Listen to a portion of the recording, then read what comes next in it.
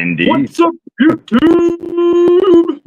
What up, you Don't YouTube? you How we doing, down fellas, again. ladies? Miss Rachel, how we doing? Hey, y'all. Hey, y'all. Gary Man. T, becoming a member Good, at dude. level 1. Thank you, sir. Dude. Appreciate that. Attaboy, Dude. We got Paul Morales as well. We got Miss Donna. What's up, Paul? What's up, Paul? We got Nitro Hey. Freak. Hey, Alex. girl. What up, buddy? All right, Nitro. This shit's addicting, dude. Look, Yeah. I inherited another one, so What's up, Donna? I could just hear him laughing, too. Ha! Dumbass. You guys ain't talked or seen Nitro Freak, go check him out, dude. Funny as shit, got cool ass content. Good fucking dude. Oh, yeah. Seen Nitro Freak, go check him out. Good people. Good people, that's for sure. Yeah.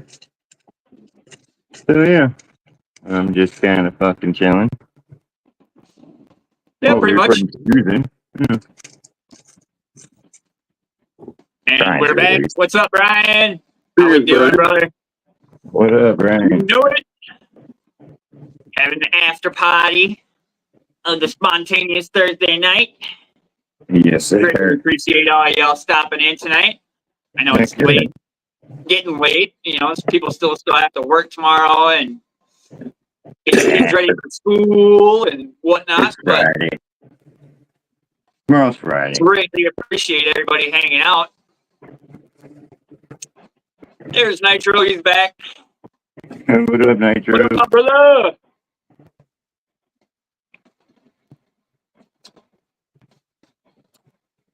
Koshner says, finally got my blazer body worked out. Hell yeah, brother. Oh, nice, dude. Yeah, Freaking sweet. Rachel loves retirement. I was just about to say that. Congratulations. Yep. Oh yeah, congratulations.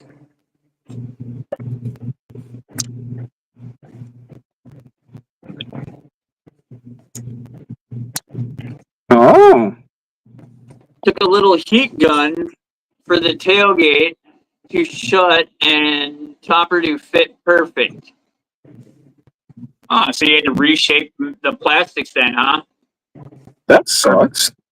Either pull them in together a little bit or pull them apart. What did you have to do there, bud? Here's Paul. 7 years retired, Miss Rachel is. Oh, Fine. Nice. well, still congratulations. Exactly.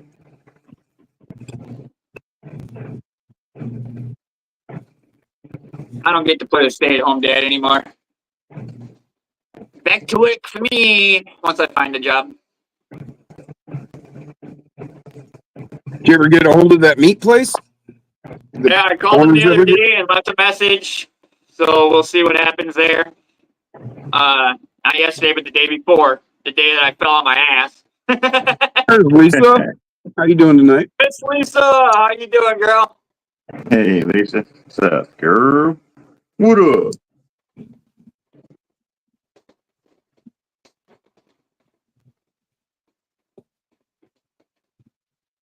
Tailgate was a bit warped out on the edge at the top. Bottom was jotting the bed.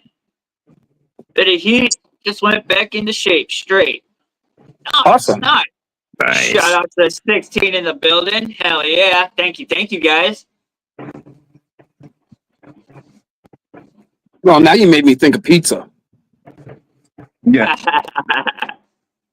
How do you get pizza at 16? No, you said thank you, thank you. Oh, pizza. Okay. Gotcha. Yeah.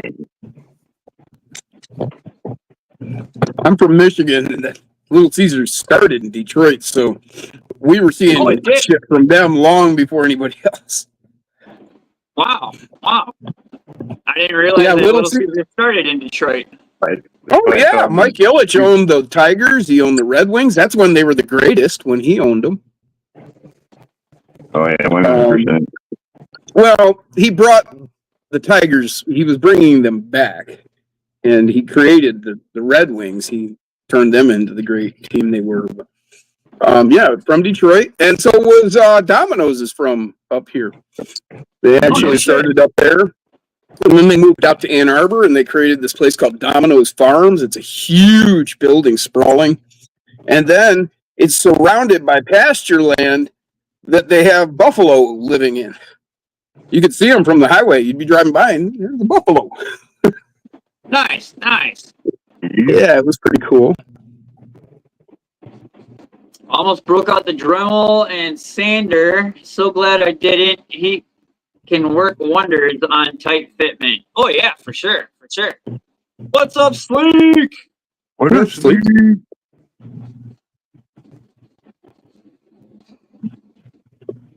Yeah, I got laid off at one point, so I picked up a paper delivery job. So I was delivering papers all over Ann Arbor, and and one of my stops, well, about 10 of my stops were at Domino's Farms.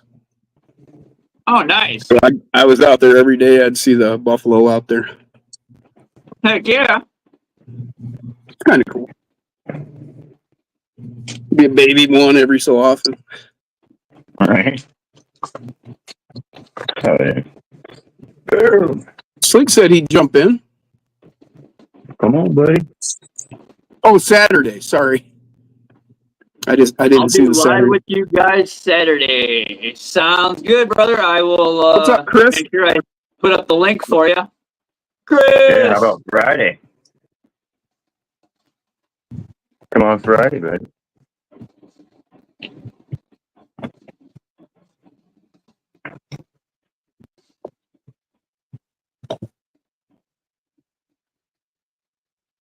For those of you that see my light flicker, it's because I got my window shaker on.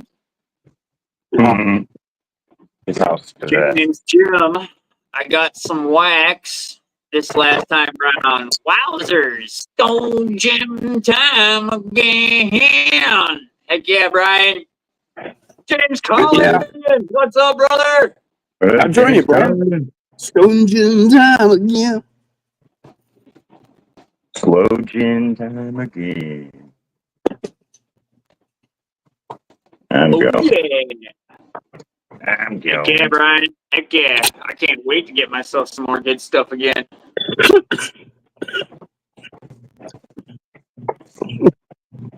Catch Yeah, up on James Bill Collins, first, what's up? of course. Yeah.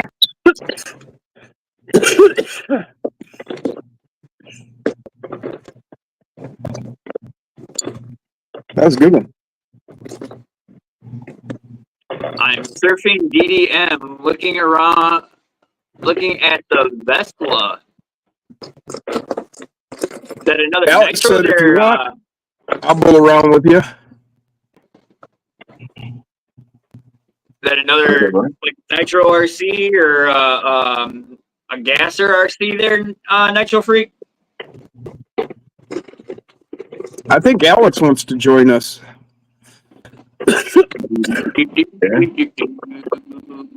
Sleek's excited it's Friday tomorrow. Yeah. And it is Friday tomorrow, buddy. Better show up.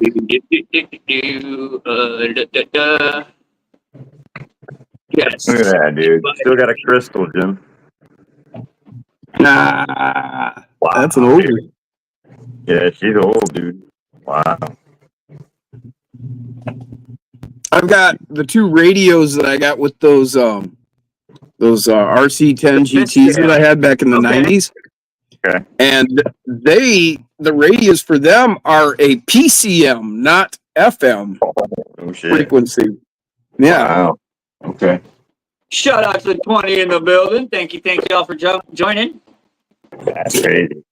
It was supposed to be some sort of, like the newest, bestest thing at the time, and no interference, and yada yada. Yada, yada, yada, Jeremy's right? phone went stupid. No, we were just froze, man. I used to do that to Jason all the time when we first started doing lives and shit. I'd just sit real still. Right. And he started looking. Shit, It's Jim like, froze. I think he's froze. How you doing? What's up, Alex? It's working on What up, Alex? pulling around. Nice, nice. Yeah, James, I see that got it for 800. Maybe take 2 months payouts to get it via winter project. Nice, Nitro. Nice. Oh yeah, man. Dope as shit, yeah.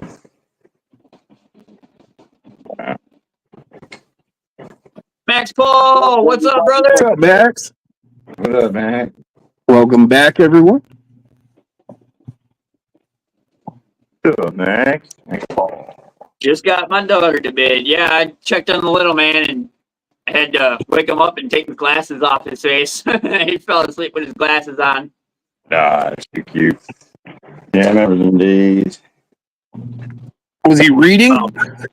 He's not so much a little man anymore. He's 13, so. Right. I'll do that reading. I'll be in bed reading. Then the book will fall out of my hand, hit the floor.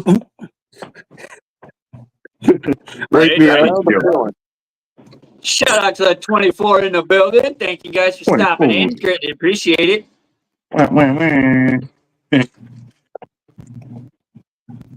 I've been reading this series. It's Brock the Barbarian. It's like in the vein of Conan, but it was written by a totally different guy, totally different storyline.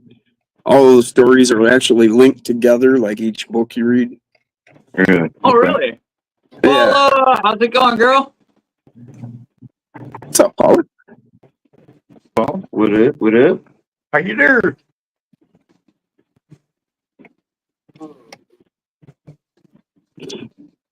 Yeah, it's all paperbacks. God, what Like are you talking about there, Sleek? You're right.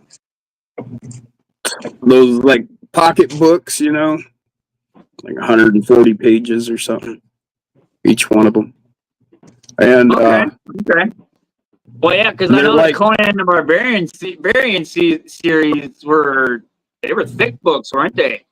well, the ones originally written by Robert E. Howard, they weren't. He didn't even really write books. What he had was stories that were printed back in the 30s in these pulp magazines. Oh, And then okay. then later they went and pulled all those stories together and created books from them that, you know, the certain stories kind of went together-ish, but they were never written that way.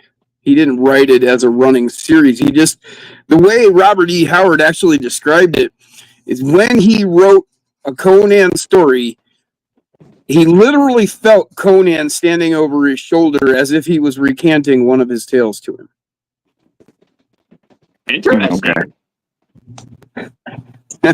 And that's how those stories were written. So those were more like, you know, just sitting around the campfire, you know, telling, like we do here, you know, tell various shit. It's not any chronological thing or anything, you know, just Right. whatever Sure. the subject kind of reminds you, and you start telling a story. And that's how he actually, like, how he wrote the stories. That's what it was like for him. He didn't so much write them as write them down. Okay. Max pretty says, I cool. switched my Slayer build to the new Texoma model. Trash the one I have. It's cool, but nah. New one Josh has is sick. Oh, I bet. Heck yeah. Always, every week, he's got a newer, better New one. one, the one he's got the roll cage on the back of, or the roll bar on the back of. The one that's like actually looks more like a vehicle. Yes. Yeah, that's pretty freaking sweet, man. That's his newest one, I believe. That's the one Did I you see like the to one look that at, but I'd like to buy Rob it. did? The Ken I'm Shamrock? sorry. Did you Yeah, see the one Ken that Rob Shamrock. did? Ken I Shamrock? seen that. That's not the one we're talking Beautiful about, but paint yeah, I job. did see the Ken Shamrock. That was fucking awesome. And for those of Oh, you I'm who just aren't saying, aware, the Ken paint job is Shamrock. fucking- I'm sorry. The paint job. Oh yeah, that's gorgeous. And for those who don't know, Ken Shamrock was called like the most dangerous man in the world. He was a MMA fighter back when MMA didn't have rules and shit. Yeah, and then he went to wrestling. Yeah, well, yeah, but he made his mark as a MMA, considered the MMA most fighter, dangerous yep. man in the world. He got that title, actually. Yep. He's a bad motherfucker, dude. Yeah. Yeah, oh yeah. I'm gonna mute myself for a second. Yeah, no worries, bud.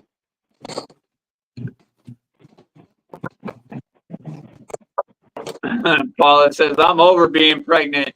I bet, girl, I bet. My daughter is like 6 months, 7 months now. Yeah, she's done. But she just started.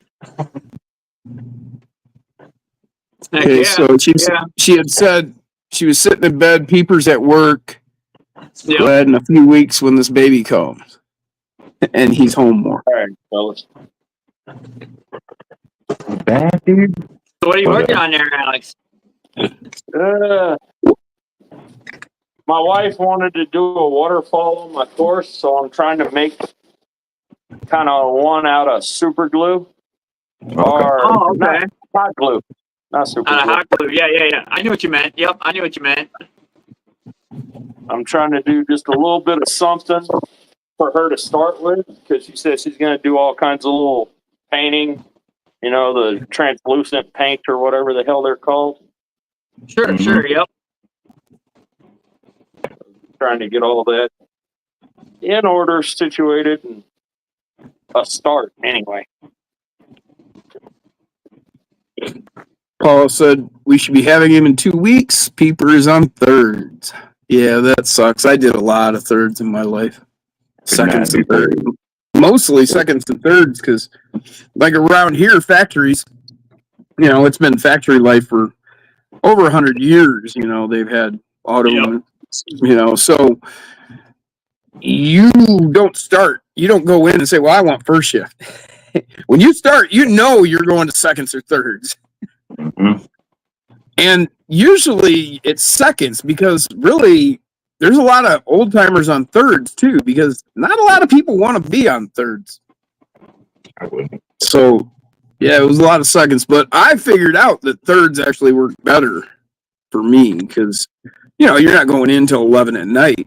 So when the world goes to bed, you're going into work. Okay, while they go into work, well, you go to bed. You know. So then you're still off in that span when, you know, say your significant other or whoever. So it kind of worked better for me. And, you know, if you needed to do some sort of business, okay, well, you'd grab a couple hours and then go take care of business during the day, or vice versa. You take care of business and then get to bed. I always did second shift. Yeah. Just the way it is. Seniority used to mean something, and tough it up. Tough luck, young boy. Get to work. Yep. I did want to comment there to Paula and Brian Pieper there. You know, it's nice to see a family that's eager to have a child and bring them into the world and everything. In this day and age, it's nice to see that sanity. We appreciate you. Nathan, what's up, brother? Takes a lot for someone to look at the way society says it to be, and you say, no, I want to be a mother. That means something. Right, yeah. And everybody else, society's telling you not. No, don't do that. Right, yeah. But we appreciate you. Max says, I need Axial to start putting out a damn Ford and Chevy pickup truck that we see today. I want a Lexan F350 like 2018 or Chevy. I can't remember, but you know, a place to check for Lexan bodies that aren't your standard is Iceberg RC. He's out of England. He's a great guy, Jeff Westrop, and he's got a lot of cool stuff that you wouldn't expect to see. He's got an old school Bronco. I've got one around, and he's got a bunch of other stuff. I can't remember, but I almost bet there's a Ford in there, buddy. Well, the company that 2FM was talking about, I can't remember the name of it off the top of my head now, but go back and watch 2FM RC's latest video. Actually, what are we doing? What are we doing? Why don't we just tell him to go talk to Eric Lewis? Oh, he wants Lexon though. I'm sorry. Never mind. He wants Lexon, but No, this is a you want plastic. This Lexon. is a hard body one, but I mean, you get a dually Chevy, you get a Ram pickup. They come with different beds. The Ram pickup comes with 3 different beds, I do believe Matt said.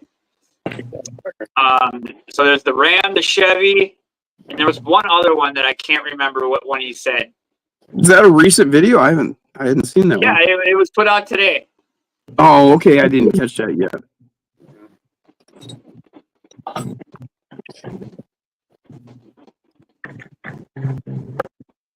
I'm actually going to look up Iceberg right now. Can't remember this. I'm gonna have to go back here on YouTube and see. All right, see what it says. Yeah, see what he did. And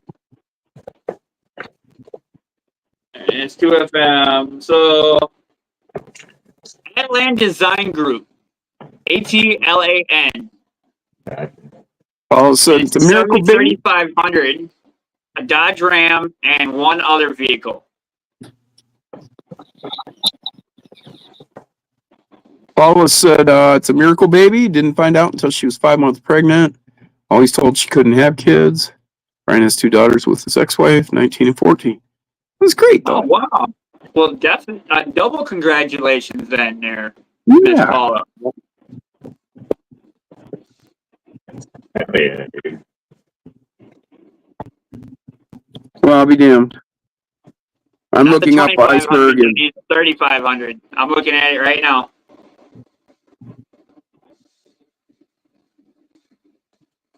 The SCX 24 Chevy 3500 from Atlan Design Group. ATLAN. Atlan Design Group. Let's see here. Can we share the video to copy link? Let's go to my live.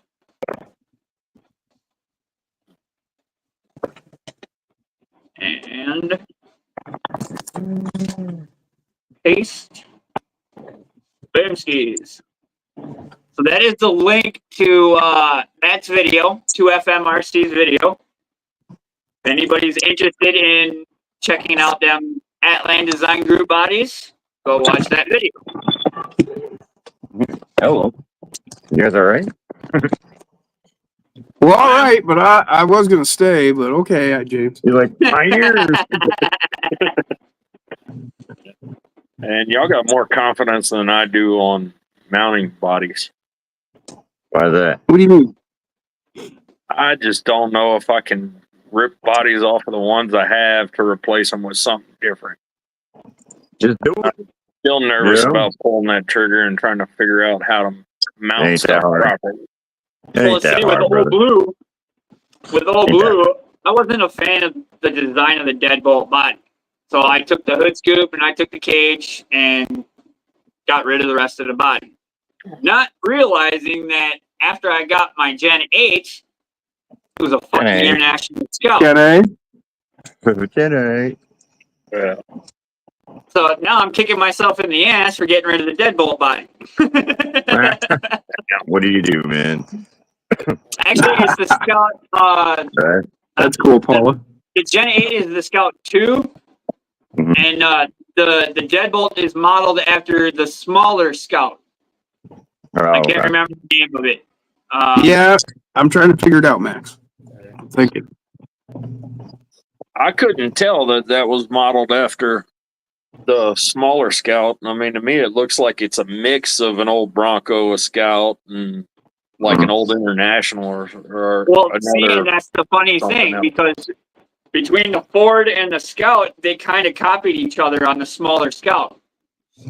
Well, the So thing they that both always have made me The hood humps and all that. Yeah. 800. Thank you, Brian. The Scout 800. Hold on. All right, 800. the grill is what always made me think it was a Scout because that's a Scout grill.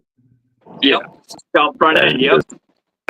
So that's why I always thought Scout. But then I've heard other people say, well, it's a blend of Bronco and Scout. It's like, well, whatever. Well, Okay. the humps right on the edges, closer to the front, look to me more like Bronco. To an Right, extent. right, Bronco. But the Scout 800A, or 800A, actually, Brian said, they both, the Bronco and the Scout 800, had them humps. Yeah, I had a Scout when I was up in Alaska. That's what I had was an International Scout, and it had this on the fenders. It had those. Yep. So, and then the grill screamed Scout. So that's why I always thought Scout. Matter of fact, And I think Ford got his idea from International Harvester from the Scout 800 to build the Bronco. this is my original deadbolt, and I put the International Harvester on there.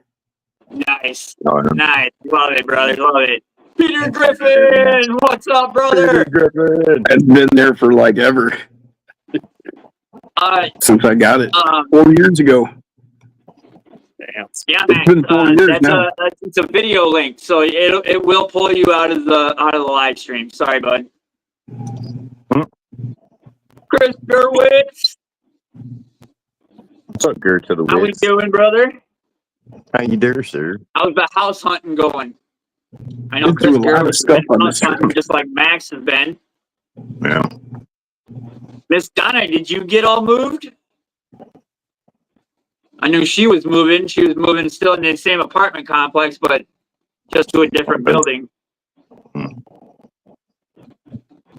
Yeah, fucking John Crawler, Family Crawlers just did that.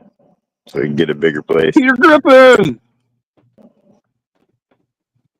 Sleek says, Peter Pan, what's up? And then he goes, not Pan, LOL. And he's like, No, nah, I not need yet. to- 3 weeks. Sounds good, Miss Donna. There you go. Shout out to the 28 in the building. Oh, we just lost one. 27. 27. Come on, people. Don't get lost. Don't get lost. Make sure you guys are smashing them likes on your way in, if you wouldn't mind, please. Shout Donna out said, to no, not Community yet. Ted. 3 weeks.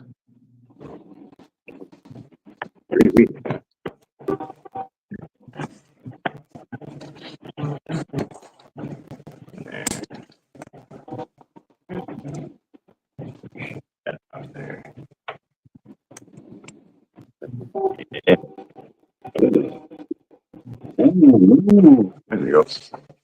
Anyway, boys. All right, boys. Well, I guess I'm gonna get up out of here, man. I gotta get down 4:30 in the morning. So. All right, yeah. Max, Well, the Mofo banner. Take it easy as you can. Hope you sleep well. Hell yeah, I do appreciate you guys. See you guys tomorrow, right? Slide Enjoy in your Friday. night. That's it. All right, I man. will. Peace. Oh, yeah, brother. Yep, we will Love y'all. see you tomorrow. Come on, man. Love y'all. See you. Love you, bro.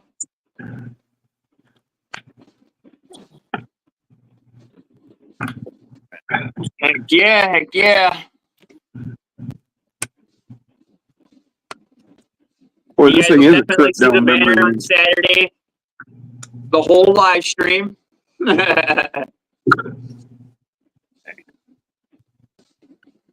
Well, actually, it depends on what the day is going to be like on Saturday. If it's a nice day, we might go outside and do some sanding. Oh yeah, how are you coming along with that?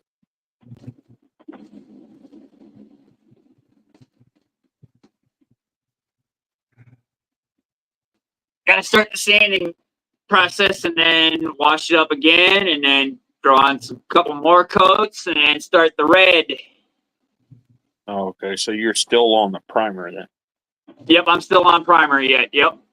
Okay, I didn't know if I missed anything or Nope, what. you haven't missed anything at all, Alex.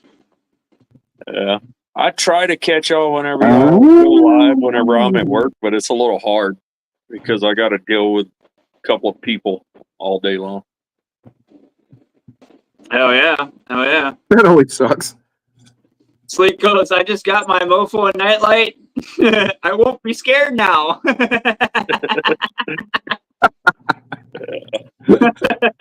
That's a good one. I'll What's let up, Jeff? Mike know. Hey, John, you're back.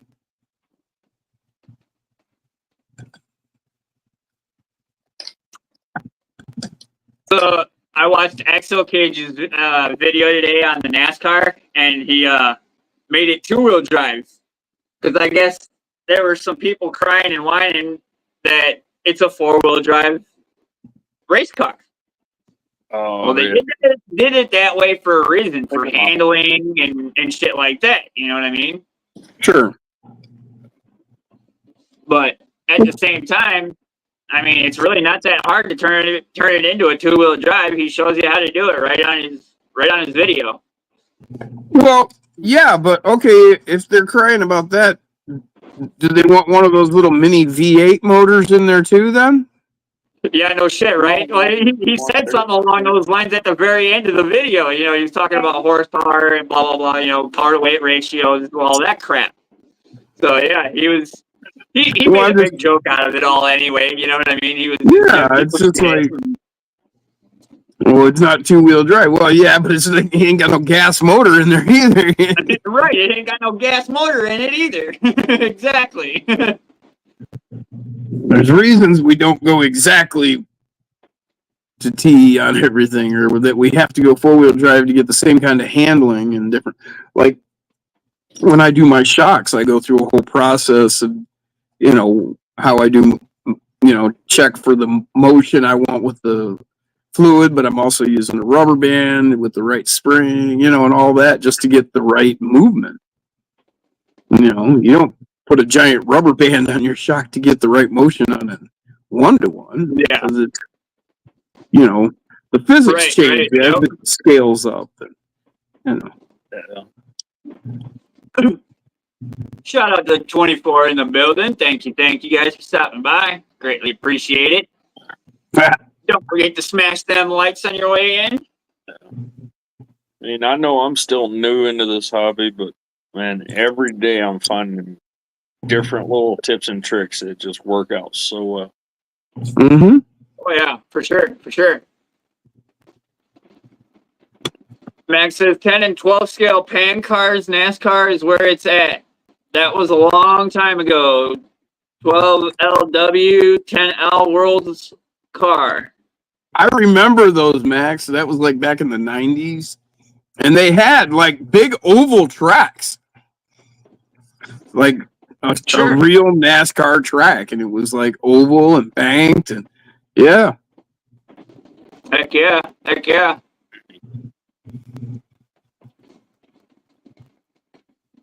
Not everybody. I mean, it wasn't like everywhere you could find a track like that. But they had them here and there. Oh yeah, for sure. It was cool. I didn't. That's when they came out. Somebody was saying today, they were talking, or no, this was a video from a couple of years ago I caught today. And he was talking about Traxxas, and he was naming off all these Traxxas firsts. And he said that Traxxas started in 96. And then one of the first he said they had was the first 2-speed automatic shift 2-speed transmission. Wasn't that in the Nitro? Yeah. Yeah. Well, he just said, you know, they had the first automatic 2-speed transmission. He didn't say Nitro or not, but he just said that. That was one of their first. And I got thinking, and it's like, no, those NASCARs back in the early 90s had automatic 2-speed shifting transmissions, and they weren't Traxxas. So that can't be right. Well, it doesn't really matter. It's the fact that they had an automatically shifting 2-speed transmission before 96, my point. Oh, okay. Yeah, I remember because they had those big ovals back then. And or there were a couple of them that I remember reading articles about, and they were talking about these cars and that they shifted. And they could get them way up there in speed. Yeah, Max just said, yep, 90s. We set records with the Sanyo 1200 SCRS. Many great times. Yeah, Sanyo made RCs back in the day? I did not know that. I thought they were just the electronics company. You know, like Sanyo radios and Sanyo TVs and shit like that. You know, microwaves, whatever. You know. Well, you'd be surprised with those Japanese, Chinese companies and that. Like, they make, you know, that you'll find out. Well, they make earth movers, you know, and shit like that. They are Yeah, kind of no shit, diversified. right? Yeah. So you know, it doesn't surprise me that Sanyo did RC at one point. Sanyo used to do big scale too. Interesting. Huh. I did not know that, honestly. Yeah, I don't remember that. Maybe I knew it then, but I didn't remember that. But I do remember those NASCARs, and I do remember those ovals. And the thing that impressed me was that there was an automatic shifting 2-speed transmission. Because I remember that distinctly, thinking, "Wow, you can shift gears." And what it was is after you got up to a certain point, you know, at a certain speed or whatever with the motor, then it would shift over. So I remember when I was a kid and I had the always left it at my grandparents' house, you know, because that way I had something to play with whenever I went over to grandma and grandpa's with dad and shit like that. I had the toy grade, either Nico or I think New Bright was out back then when I was a kid. Yeah, it was either New Bright or Nico or Tyco RC, one of the three. I can't remember which, but it was a NASCAR, right? And okay. It was the number 28 Texaco Halloween car. And that thing would scream, dude. It was a toy grade RC, and it was quick for a toy grade. Yeah. That thing would drift around my grandma's kitchen like it was nothing. Yeah, toy grade. James thought he was Paul Walker. Damn. Yeah. I don't remember as a kid having RC cars, but I was going through some old photo albums the other day. And I think it was for my 4th or 5th birthday.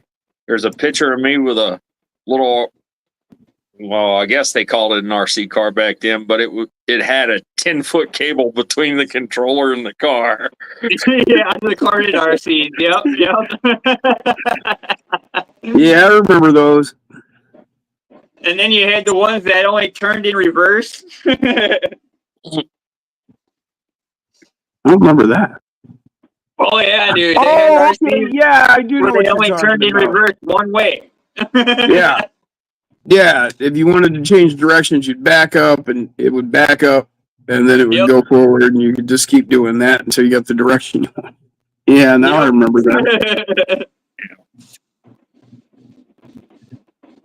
So Max said, God, RC racing back then was expensive. Matched batteries, brush motor tuning, zapped magnet, OH, man, the Turbo 30 battery and motor tuning. Wow, miss those days.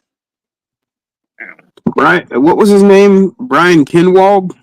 He was he was a kid, and he was like whipping everybody's ass racing back then. I used to be big into train sets too there, Sleek. The HO scale. Yep.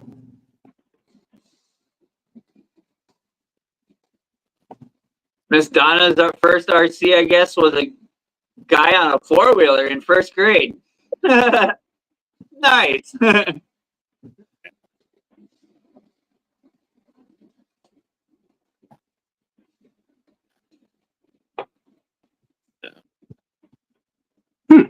Heck yeah. What happened, Jim? No, I'm just reading that comment about the guy on the 4-wheeler.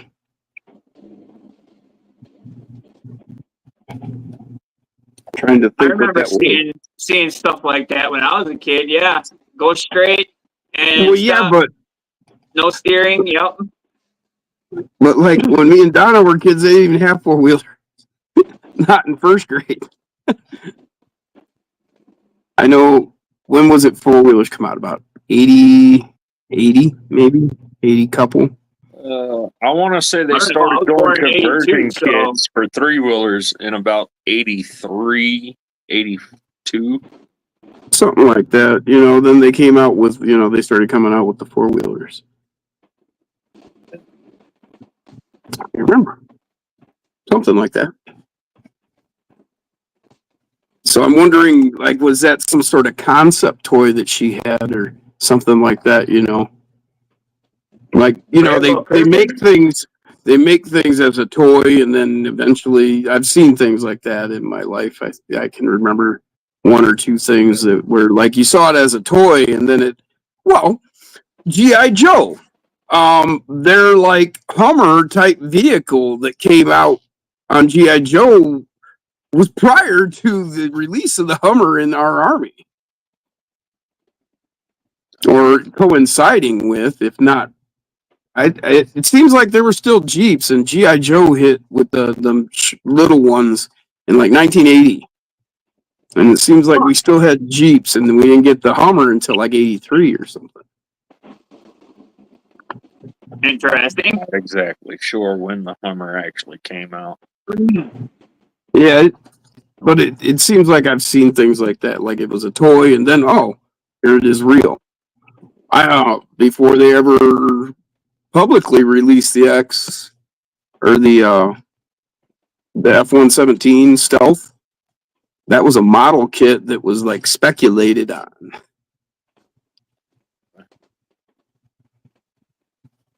Oh, that was like the SR-71 Stealth. You know, they hid that for so long, and then all of a sudden, boom! There it is. You know?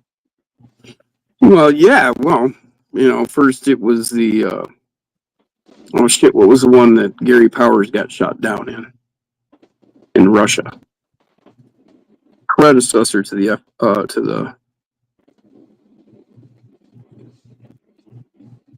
man, trying to think, can't remember. Well, then they came out after the SR-71. They came out with the stealth bomber. Mm-hmm. That one that looked like a big V with the Flying wing. back. Big flying wing, yep. Yep, the flying wing. Heck yeah. I had all of those little Hot Wheels toys when I was a kid. The SR-71, the stealth bomber. I know how you feel, John. The F-16 Tomcat. And that was that was in the 90s, I think, if I remember correctly. Whenever the F-16 Tomcat came out, and then they started making it as a toy. So it had to have been in the 90s or something like that, mid-90s. I kind of wish my dad would have never thrown away all my Hot Wheels. I had some of those old school military duffel bags that were like 4 foot tall. Right. 3 of them full. I mean, you couldn't stuff a single another car in them things. Oh my God, dude! You know how much that'd be worth now? I know. I keep thinking back about it, and I'm like, shit. Even if they had vent wheels, I probably had some in there that could have been a couple of grand worth of cars. Oh, Sure. easy. Yeah. With that many cars, hell, he threw away your college education. Yeah, threw away my college education and told me to go to trade school. Hey, there's Mike. Max Paul says, I have his Team Losi Triple X NT Graphite Edition still and been racing alongside his car. Hell yeah, Max. That's he's talking about Brian Kinwald. And he was like the big deal, like in the 90s when it was in racing. Well, in 90s, 2000, he was a long time. He worked with Losi. Right, Miss Donna? Hopefully somebody found them bags. Yeah, no shit. No, I highly doubt it because I think my dad kept the bags and just dumped them all in the landfill. Well, hopefully somebody came along and picked them up. The next guy pulling up to the landfill. Hey, what the fuck? Start throwing. Yeah, just start stupid, right? Get my shovel. Yeah, I mean, heck, there's been so much stuff from my childhood that I can remember that just got thrown Yeah. away. And I'm like, what the hell was he thinking? Yeah. Well, my parents, we moved a lot, so come moving time, there's limited room and Yeah, space costs money. So yeah. pick what you want. That's really important to you. You got this box. Oh, yeah. I know how it is to liquidate a lot of stuff because whenever I moved out here to Colorado, I had 5 or 6 friends leave with truckloads of my stuff I did not want to bring out here. Yeah, my parents got rid of all my baseball and football cards. All my Hot Wheels shit went to either the grandkids or whatever, my sister's kids or whatever. Yeah. That sucks. So. Oh yeah, and I had some very collectible fucking football and baseball cards too. And whoop, out they went. I've got a few original Star Wars figurines from like 77 when the movie came out, like within a week of the movie. Damn. Sure. And then I've got a snow speeder. It's missing one of its guns. And I've got a Tauntaun. Nice. Yeah, Miss Son, it does. But the funny thing is, my mom kept all the 8 tracks. Ooh, I got 8 tracks around here somewhere. The stereo don't work no more. I guarantee you, it's still sitting in my stepdad's garage. I've actually got an 8-track player that works. Actually, no, it probably got thrown out. I've actually got an 8-track player that works. I'll have to ask Hell, I my got mom next time I talk to her again. See if she's still got any of those 8-track tapes left. I've got a Sony dual cassette high-speed dubbing unit. Oh, wow. Wow. Yeah, I can make you a copy. Hell, I made all copies of all my Metallica albums. That way I'd set the originals aside and then I'd just listen to the copies. Oh, yeah. Oh, yeah. The cassettes wore out if you played them enough. Inline or roller, Mike? Oh, cool.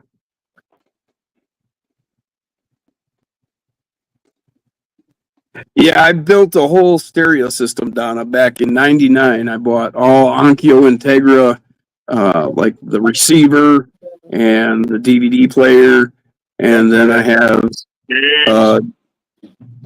CD, CDR, CDRW recorder, so I can do dual disc recordings. Like I can record a Metallica disc onto a blank. That's what I did. Sure. So I didn't have to carry my originals, so I could just have because they get scratched up and banged up, and as much as you try. Yeah. Oh yeah, for sure. I had 9.1 surround sound. So you got your center, your sub, and then I had 6 speakers.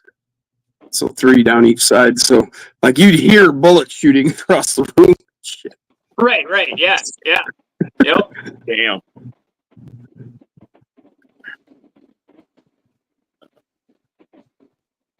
I keep buying used entertainment systems, and either there's a channel blown out or 2 channels blown out, so I got to kind of bridge the channels, Right. I gotcha.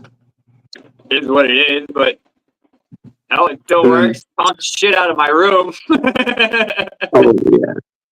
The one I out in the used all full garage. audio speakers.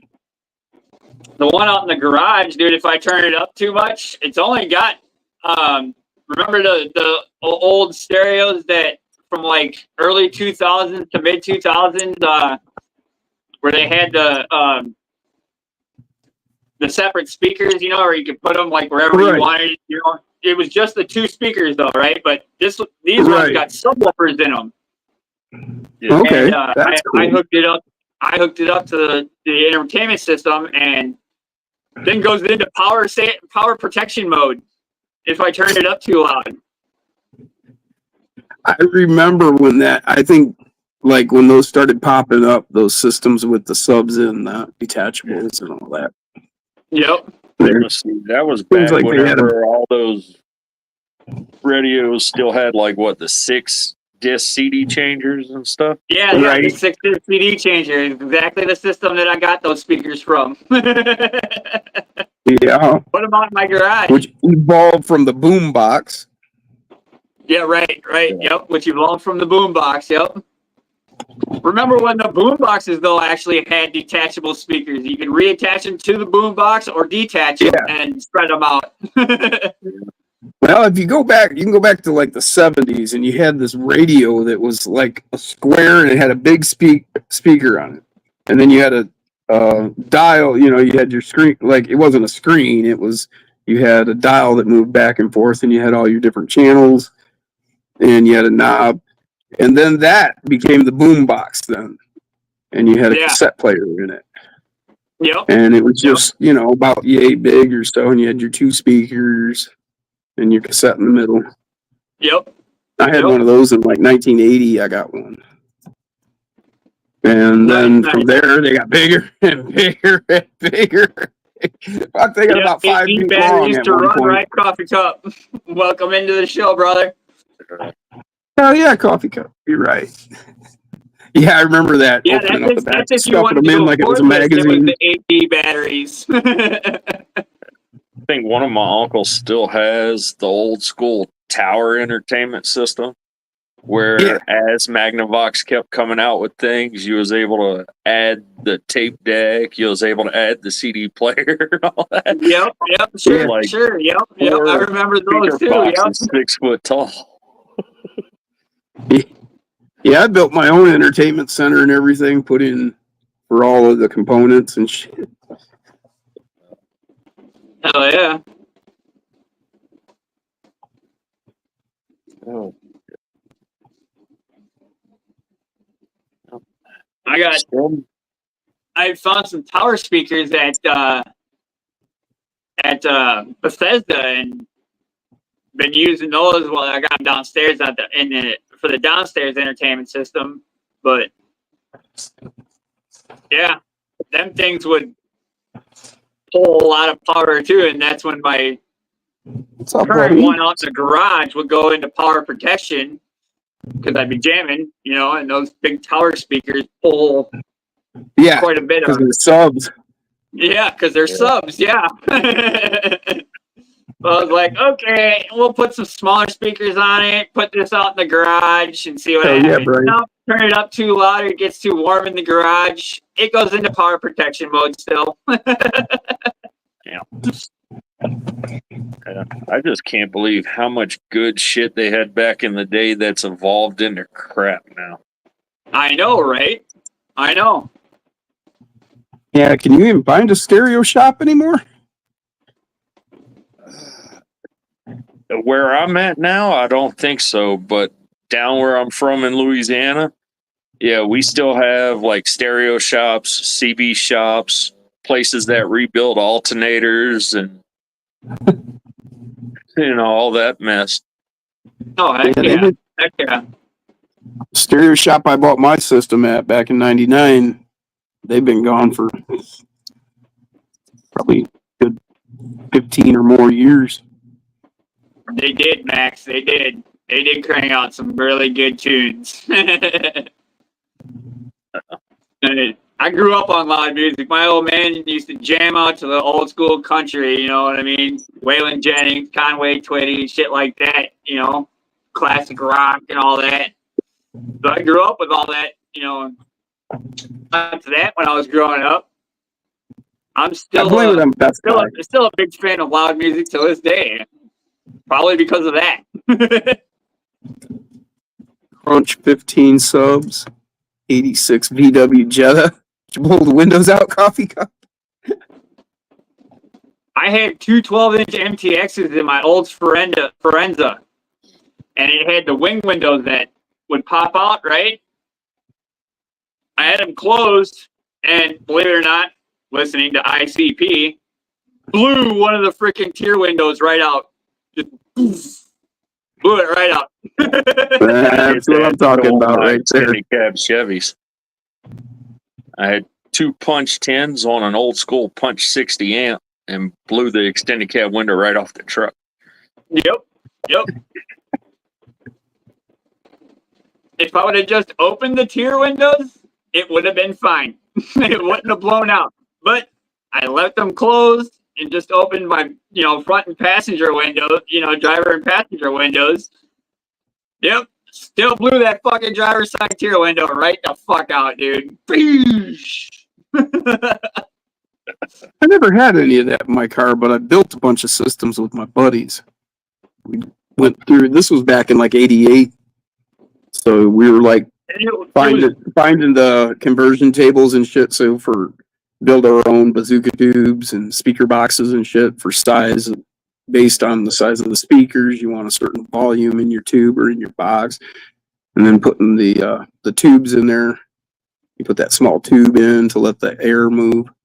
Right. Yep. Yeah. Well, it was just weird, because the 86 Ults Forenza, right, 2-door, has the enclosed trunk. That's gay. And Sorry. the seat didn't fold down. So two 12-inch MTXs on a 500-watt amp. That was it. And on a cheap Pioneer fucking head deck. Put a CD player in it. Like $100 fucking Pioneer stereo CD player. And Everybody was doing those that. subs were way underpowered. They could have handled a 1,000-watt amplifier with a crossover and all that bullshit. You know what I mean? They could have handled that. But I had That's them what we were underpowered. putting in. I had them underpowered, and still blew that bitch right out. I couldn't believe it. Yep, Brian. Yeah, my buddies were all into that, and all, so they were. I'd go help build all the stuff. Yeah, Rockford Fosgate systems, they were great. Yeah, Fosgate. That's what everybody would say up here. Koshner was the Alpine guy with Infinity subs. Nice. I always liked the MTXs. They sounded good. Crisp, clear sound coming out of them. Always liked them.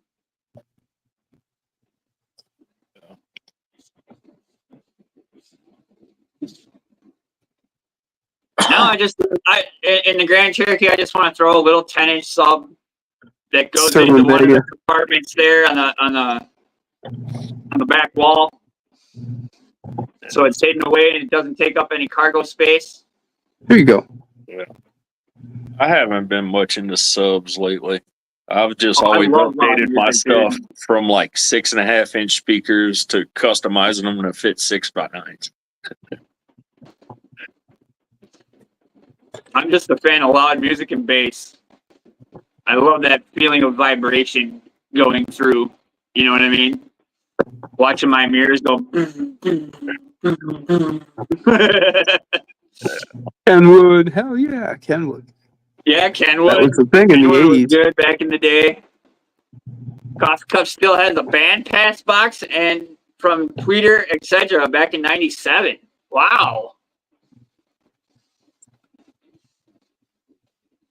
I remember one of my biggest excitements about freaking stereo decks in a car was whenever they finally came with the little videos that would play on the freaking screens.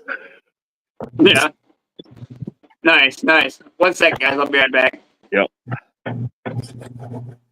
Funny thing is, all those boxes and shit that people started making for cars, that all started with the guys like when I was like, say, first in high school and that, you like early 80s, you'd see guys with like, say, 72 CUDA, 71 CUDA come in there, and he'd have a couple of house speakers in the back seat. Yeah, either in I the know a back guy. seat or a couple of small detachable ones off of the old boom boxes right in the back window. Oh no! This was the boom boxes were still just a box, didn't have detachable speakers. No, these motherfuckers were putting full house speakers. This was like 84 or 5. I can remember a couple of guys. It was like way back. Double A, not the Blaupunkt. What's up, Aaron? Blaupunkt. Yeah, I remember Blaupunkt.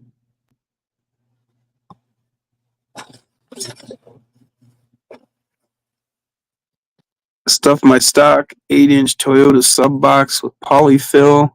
It's been great, said Brian. Damn.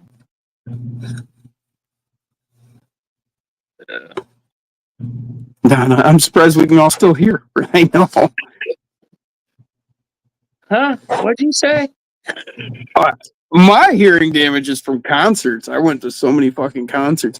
I saw Judas Priest in Anchorage, Alaska, and it was like it wasn't like your standard like stadium or anything like that. It was like a meeting hall, you know. And they didn't even really have a stage per se. They like put in a stage, you know. And so we were literally standing next to the stacks, like right next to the stacks. And it was a great concert, but I couldn't hear for 3 days. I couldn't hear nothing. Damn. Yeah. That's one thing I haven't done. I've never been to a concert in my life. I've just been to smaller venues where, like, you know, some bands play at bars or at meeting halls or something like that. Slayer What's up, Double used to A? stop at just random places. There was a bar in this little town just outside of Jackson. It's called Michigan Center. And there was a bar there, and it was owned by one of the Red Wings at the time. And so they dropped in and did a concert there. And I mean, this was like 100 people bar max, and they had like 300 people in there. Damn. For Slayer. I went down to Alpine Valley for a Slipknot concert, and I was Probably deaf more by like the time 50 we left. people. I was deaf by the time we left. Oh yeah.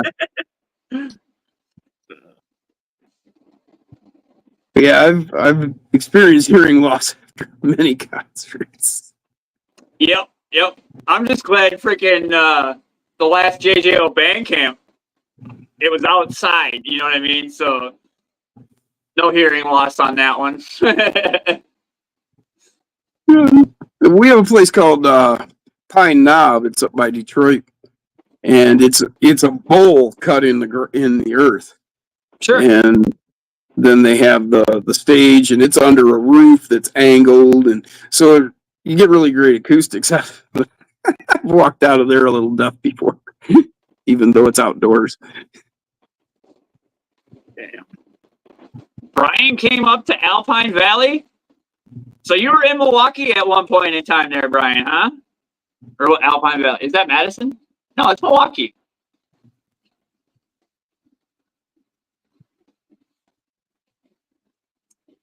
Unless there's another Alpine Valley in a different state. You never know with Brian, because he does travel just to go see a band. He's done that. So. Well, if Brian's been to Wisconsin, heck yeah, man. It wouldn't surprise me. 2012. 2012, it was for PJ20. Interesting. I don't know what PJ20 is.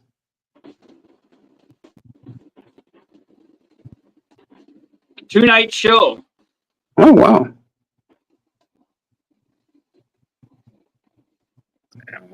The Slipknot concert that I saw, the drummer got lifted up into the air, dude, and fucking turned over.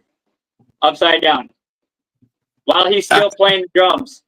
He's all strapped into his fucking chair and all that shit, dude. They picked it up. I'm like, what?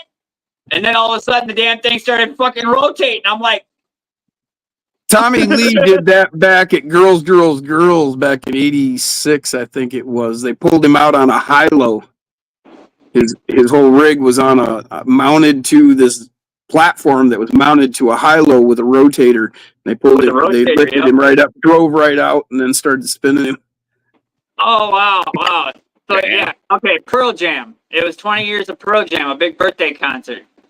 Oh, okay. 2012. All right. Alpine Valley. Is that in Milwaukee? Yeah, it's in Milwaukee. Yeah. Kiss and Motley Crue. Yep. Ted Nugent. As Dwight Yoakam. Go figure. Damn. Seen the Whiplash Bash 3 times. Yeah, outside of Milwaukee. Yep. That's the New Year's Bash that Ted used to throw in Detroit every year. We used to go up to that. That was a good time. One of the times I remember was back with Saddam Hussein. And he, no, it wasn't Saddam Hussein. What was the one before that? No, it was Saddam. That's right. He was shooting him with his bow on stage. He had an effigy shooting him with a bow. Wicked. Oh, yeah. I remember the Rocket Ages. I had a blast years ago when the Rocket Ages went on tour, Motley Crue, Metallica, Kiss, and I forgot. Fucking great time. What was it? Monsters of Rock, 80 and 87 or 88 down in Tampa, Florida. It's Van Halen, Shout Motley out to Crue, 21 Stone Bill. Metallica, Kingdom Come. I can't remember who else. Damn. Heck yeah. What's up, Moon? How What up, we Moon? doing, brother? Just hanging Yeah. out, doing a spontaneous after party. Scabby Scab sliding sideways did a spontaneous. No so we're doing an after party. Kidding, Donna. Wow. Donna got to see The Who in LA. Almost got trampled. Damn. Crazy. That would have been a cool one to see, The Who. Yeah, I've seen a few different concerts. Good times, good times.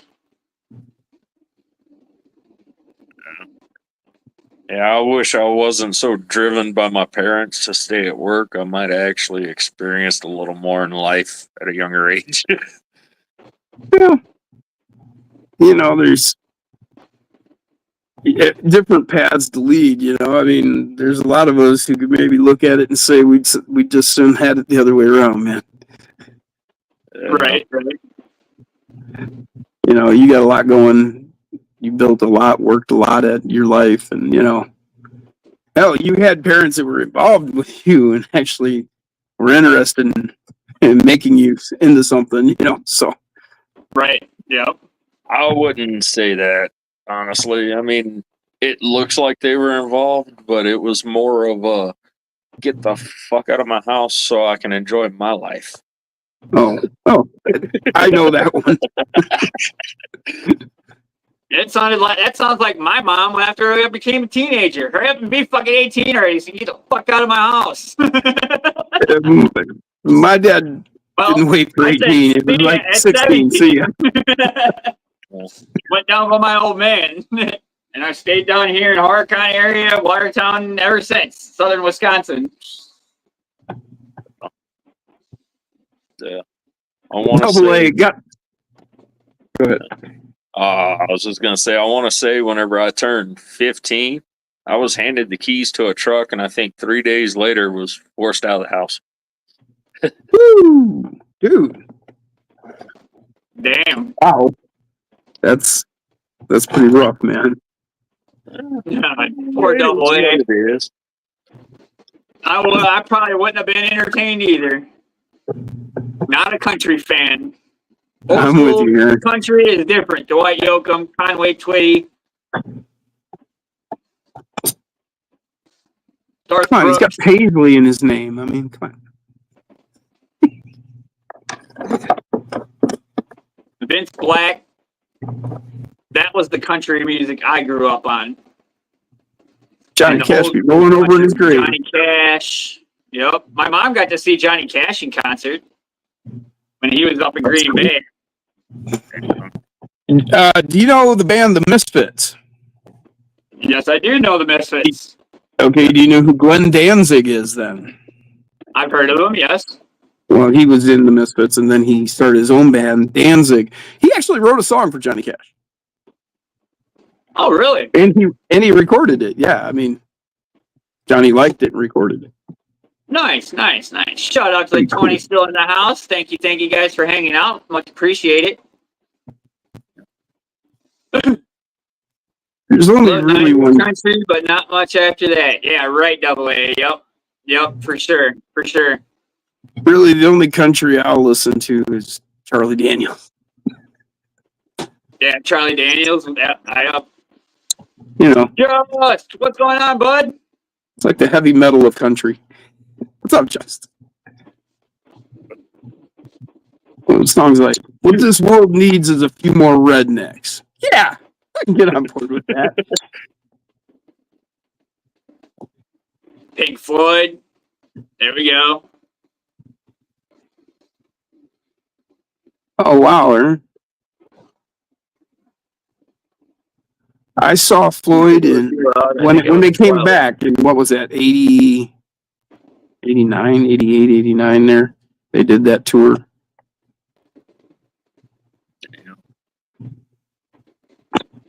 That was pretty cool. We saw them at the Silver Dome in Detroit. There's 100,000 people at that concert. Oh, wow. Yeah. At $20 a pop. Wow. That's $2 million in ticket sales. Mona did what? What's up, What's Mona? up, Mona? Thank you for stopping in. Appreciate it. Moon got to see Zeppelin and Sabbath. Oh, yeah, dude. Oh, That's fucking sweet. I hate you just a little bit. Not really, but man, I envy you a little bit. I just thought it was cool that I got to see Jesse James Dupree and all Fucking that. yeah, Jackal, man. Jackal. Yep. I've seen Jackal a couple times. Yep. He was at the Jackal last fan. band camp here in Madison when JJO was still holding the band camp things every Okay. year during the summer. And One of the times, go ahead. and we were all like, you know what? I want to go to a band camp at least once. And then all of a sudden it was like, oh, this is the last band camp and Jackal's going to be there. And I was like, we're going. I don't care what it takes. I saw Jackal open up for Ted Nugent at Whiplash Bash one year. Oh, That was hell really yeah. cool. Yeah. Jackal and Ted Nugent, come on. That is another person I'd like to see in concert is Nugent. Good old Uncle Oh, Titty. wow, Moon. The Wall at a drive-in theater. Wow, that's cool. I saw The Wall when I was 17 at a 21-year-old chick's apartment after a party. She took me home.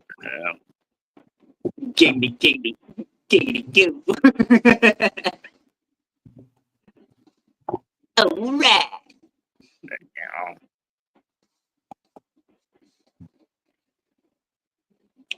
Right, Aaron? That's it, Agreed. Max. The one down in Me Jefferson too, Aaron. freaking finally closed, dude. That was the last drive-in movie theater that I knew of. And I do believe it's closed now. Sucks. I did find out here in the county in Pueblo, Colorado, there's still a drive-in theater. Wow. Oh, That's hell cool. yeah, dude. That's cool. I miss driving movie theaters, dude. It was awesome going to one. You pull the little speaker box into your car and then roll the window up. Fucking sit there. Oh, okay, Moon. Hot box Didn't the see car. Zeppelin and Black Sabbath. Just saying they're great bands. Okay, Moon. Yeah, I think this one's trying to keep up with the times because now you tune your FM radio to a certain station to listen to the movie. Yeah, that was just like the one in Jefferson. At the very end of their run, they started doing you had to tune your dial into a certain radio station to get the movie on. Yep. Mona's still got drive-ins. That's cool. You know, if I was going to run a drive-in, I would keep the boxes. Oh yeah. You know, if you're going to do it, you got to have the whole experience, right? I mean, come on. And what For sure. happens if you get interference?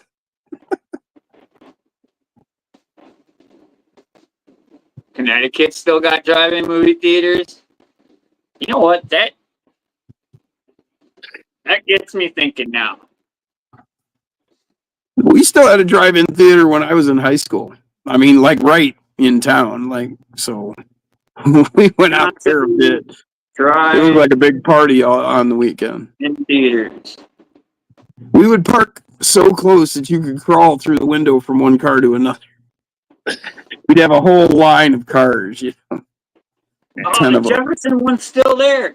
The Highway 18 Outdoor Theater is still there. So they didn't close. Big Sky Twin Drive-In, the Milky Way Drive-In. And we still got quite a few. San Jose, 6 screens. That's cool, Moon. Chilton brought their drive-in theater back. Screw that, Brian. You're going for the experience. Who cares what it sounds like? The Field of Scenes. And there's still quite a few drive-ins in Wisconsin. Wow. Damn. I guess I'd give you the option, It's Brian. up in Appleton. Or Freedom, I should say. Oh, the Chilton one looks new. The fucking parking lot's blacktop.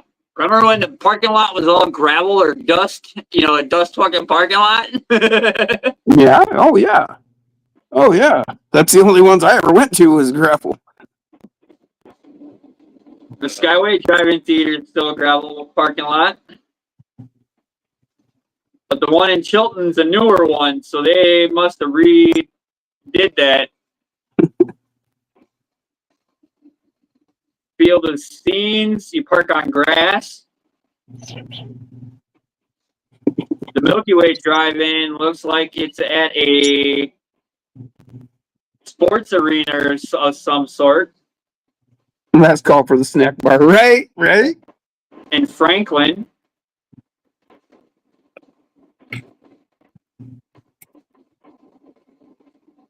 And then I do believe Highway 18 is still a gravel parking lot. Big Sky is a grass field. Oh, heck yeah. You ready to get down? I think he wants out. How much do people pay to go to drive-in theaters these days? Because I don't know what's a good price or anything. The one out here, every movie they do, they always do it as a double feature. You watch a newer movie and then you watch a movie from like the 90s, 80s, whatever, and it's only Sure, like yep. $7 for the car. Yeah, I don't know what it costs nowadays. But yeah, we still got Nah. drive-ins all over the place. Apparently. Yeah. So that's cool. I didn't even realize that, we still had drive-in theaters. I knew there was still a couple, but not that many. There's still at least a good half dozen to a dozen or so. 10. Wow. That's amazing. Yeah. They've all For here in dried up around Wisconsin, here. That's crazy. Max said he remembers going to the drive-in and 8 of us, and all our batteries run dead. Had to push start it was all Mustangs. He had to push start the one to jump the rest. 25 a car, said Mona. Okay. That's probably like right around what it is, probably around here in Wisconsin too, $20-25 a carload. That's actually a pretty good deal. What is it to go to the theater? Like $15 a person? Yeah. Yeah, something I like think that. Yeah. I have no idea. I haven't been to $20 a a person theater now. I probably haven't been to the theater in 15 years or more. Yeah, it's been a while since I've been to a movie theater. Well, I always just bought my seat. I always just would buy DVDs. You know, like the new release comes out, okay, you can pick it up, and it was always, you know, real cheap, like $10, like that first Sure. week. Yep. You know, so yeah, I've got like 800 movies. Hell, I started that back when before it was DVD. I've got like 300 VHS. Yeah. They had like Well, 500 my mom DVDs. still has all of our old VHS tapes. I've got boxes and boxes of them. I think that's another thing my freaking family threw away was all VHS stuff. I don't throw away anything. As testament to that, I've got a shipping container that I own, a 40-footer, 9-foot tall, you know, the big ones. Just to store shit in. Damn. On Ain't my nothing wrong house. with driving a Ford Explorer there, Max. I used to drive a Mercury Mountaineer before I got rid of her. My Silver Beast. Exploder. I broke a cab mount on while I was off-roading.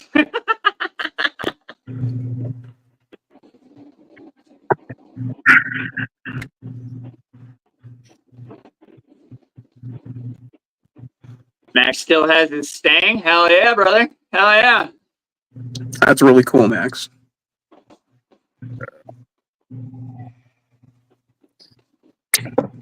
I want a Gladiator. That's what I want now. I want a Gladiator. I don't know why. To utilize the bed. Plus, we still have a kid in the house. Yeah, but And I will always be an SUV kind of guy. SUV and pickup truck. Just give me an 85 Toyota 4x4. I'll be happy. There you go. The I'm at that SUV stage in for life, overland and anything- camping. I'm sorry, Alex. What? I'm at that stage in life. Any vehicle newer than a 2012, I think, is just crap. Oh, for sure. For sure. Oh, the Grand Cherokee's an 05, and well, For me, that distinction came to anything after they started putting fuel injection in computers and cars. Give me back my carburetor. Yeah. And a stick shift, damn it. my You figure you got a stick shift, your car is theft protected. was it 85 or 86 Chevy Cavalier with a throttle body injection, and then my Forenza, the Olds Forenza, the 86 Olds Forenza, that was throttle body injected. Shit, all these people trying to steal vehicles and saying it's hard to steal a manual transmission. Wait until they actually run across a 3 on the tree. They don't know what the hell to do. Nope.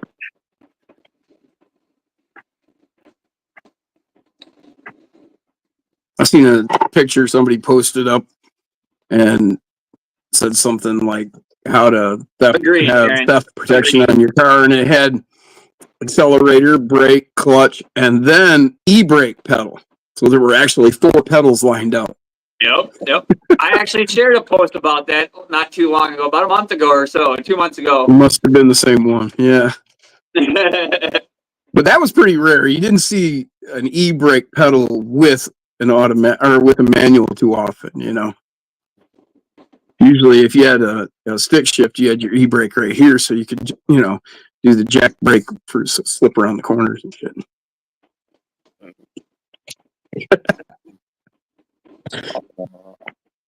I've had to mess with people with vehicles for a Josie! long time. One of my buddy's little brothers was trying to learn how to drive.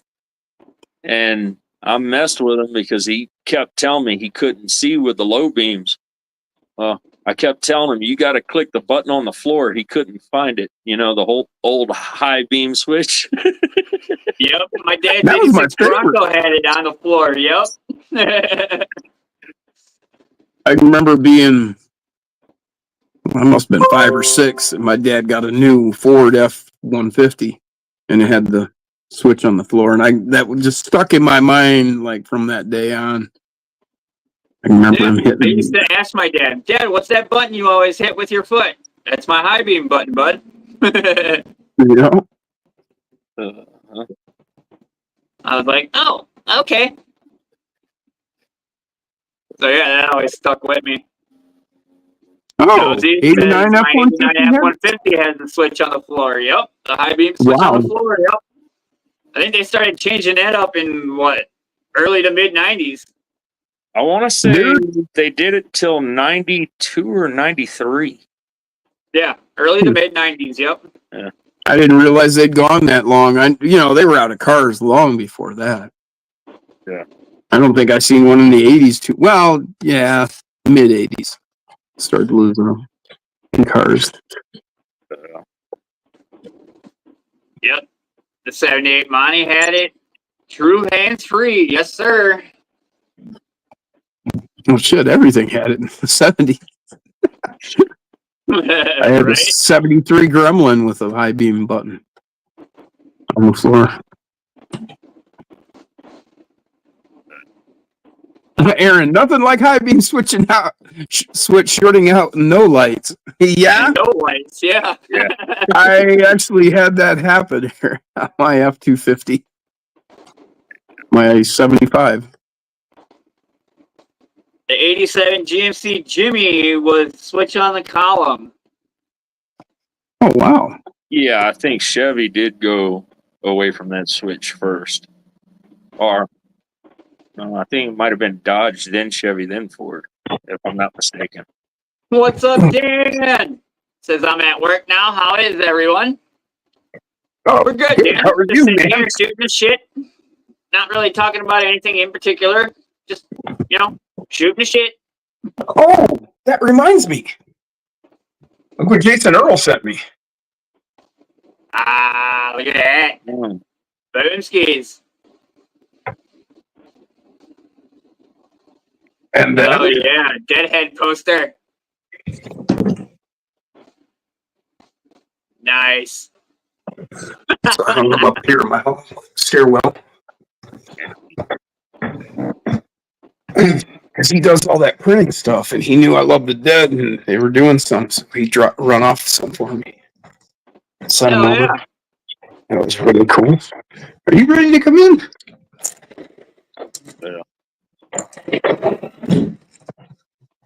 Sure. I'm over here I'm glad kind of my laughing. Grand Cherokee is not pushed to start. It's still the key. But I do have to take the key fob into somewhere and have them resolder the fucking battery thing back to the board. Yeah. So that way my switches, my buttons work.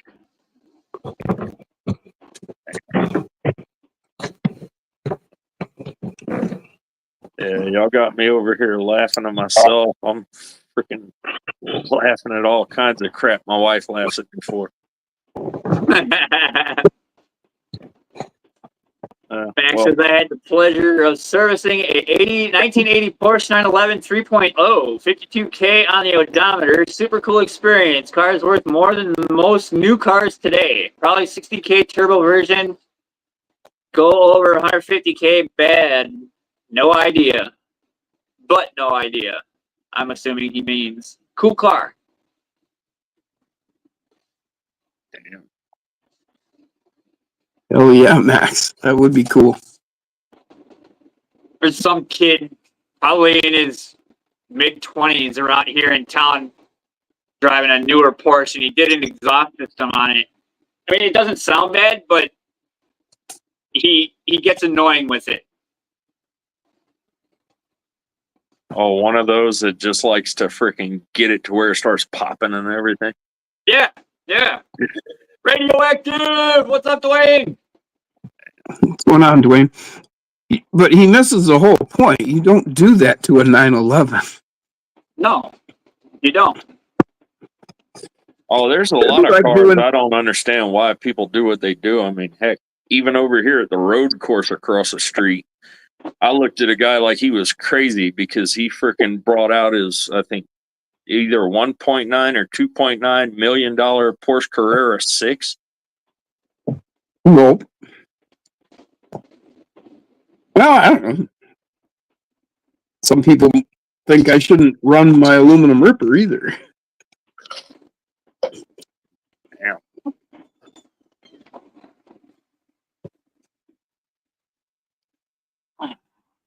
Yeah, this actually performed better than the trucks I ran in the comp. Yeah. Like after the comp, I took it and drove it around and shit. And it was actually doing better than the rigs that I ran in the comp on obstacles. Damn. Don't mind me, guys. I'm gonna stuff my face real quick. Yeah. Look at that turning radius. Looks like damn wheels broke. That it does. What axle That's setup is that? That's the Mias isokinetic with the double card in. Okay. Yeah. So Aaron's asking Jim, did you order your stamps yet? Oh shit, I forgot about it. Thanks for reminding me. I need to go do that. I forgot about that. Shit. D&D, the post office came out with a set of stamps for Dungeons and Dragons. Oh, no way. Yeah. Aaron That's sent me the link to it. And I was like, oh. Shout out to the 24 in the building. Thank you all for joining us tonight. Sound like you're going to be getting out of your house tomorrow to go get that, huh? Yeah, well, I do need to go to the store and get some groceries anyway, so. Yep, perfect time to run to the post office, right? You know. Dan's starting on his Ripper. Hell yeah, Dan. I can't wait to see what you do. Heck yeah, Dan. Can't wait to see it, brother.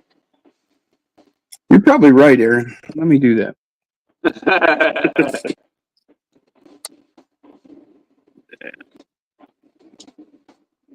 Oscar's asking, what color, Dan? Yeah, which one, man? He got like 8 of them. No. He didn't want to That miss sounds any like a colors. good problem to have. Yeah. Here, I wrote myself a note and I'll put it right here so I don't forget. Damn.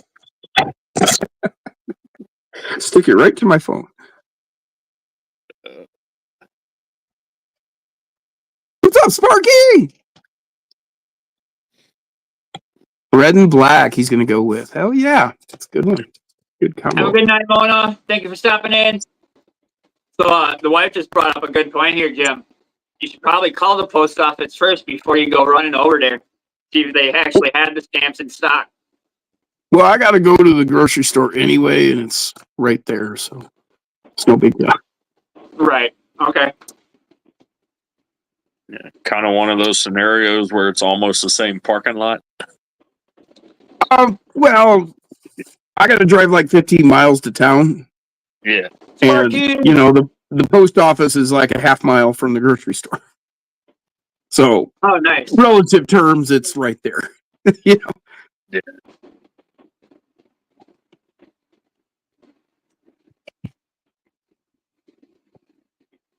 It's like I have my wife's sister lives up in Alpena, Michigan.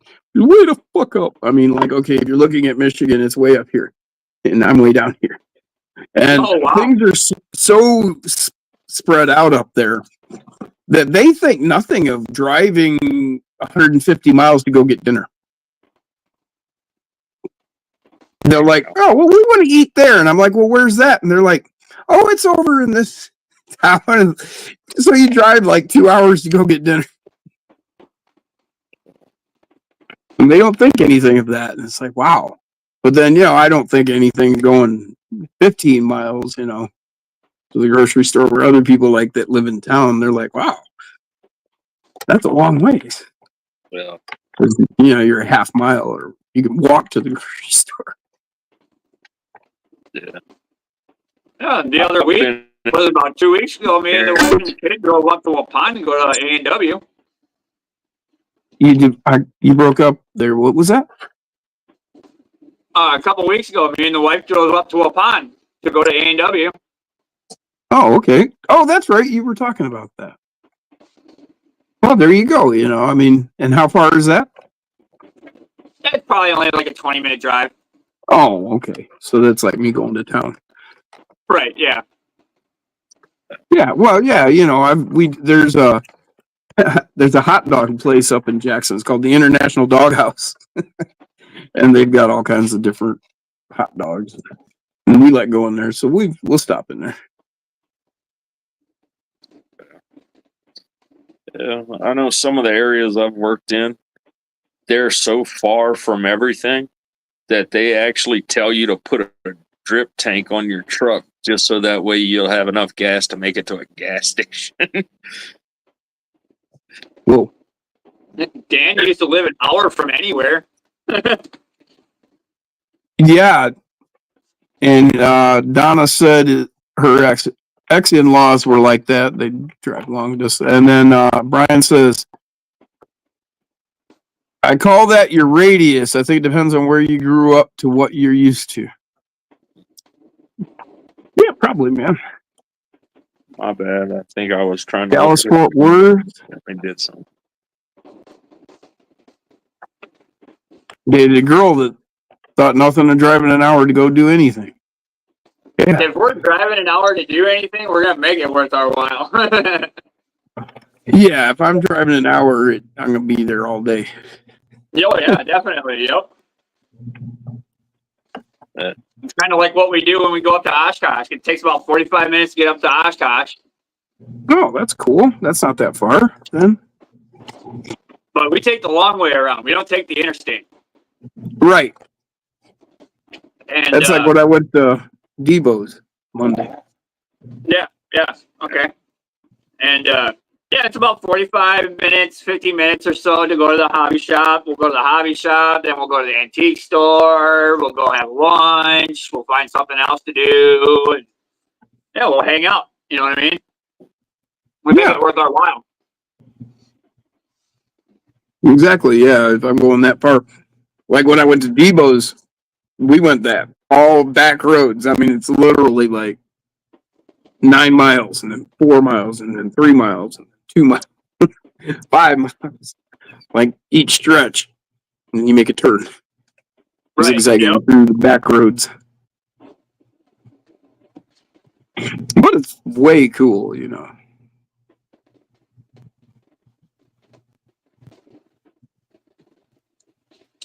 Yes. Yep, Aaron, the scenic route. Yep. Those are the type Whoa, of routes that I Sparky. prefer to take anyway, instead of the highway. Wow.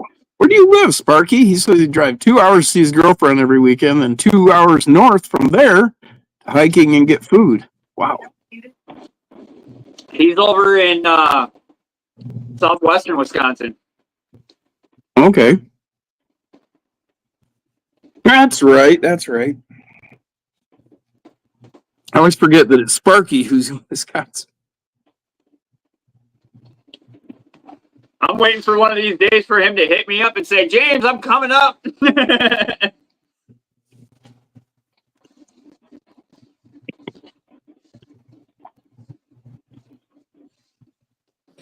Sorry about that, guys. My wife had to talk to me real quick. Oh, you're good, bub.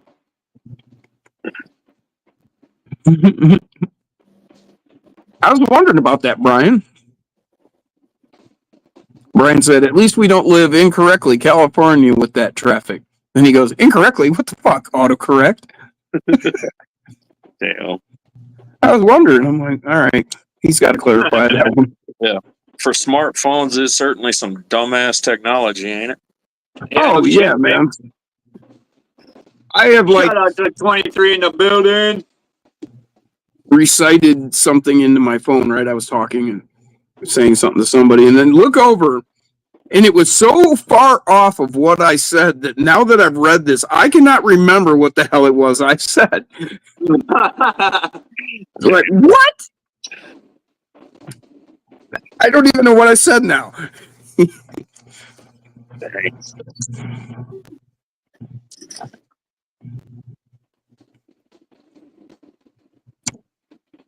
Yeah, Dan said that's why it wasn't that bad coming to Grand Rapids, because he lived an hour from anything before.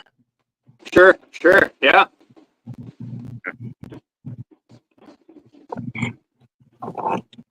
He must have ended up moving closer to one of the cities then, huh? Was he down in Ohio? I think he's. Aren't you in Indiana, Dan? I think he's in Indiana. Yeah. Yeah, he works for Chevrolet or Chrysler. I mean, not Chevrolet, Yep. Chrysler. He's Sparky, Wisconsin Rapids is only like an hour from us. He's one of the maintenance men at the factory. Yeah. He ends up with getting hit with a lot of overtime too. Now he's only a mile from work. That's great, Dan. Yeah, now he's only a mile from work. Heck yeah. Oh.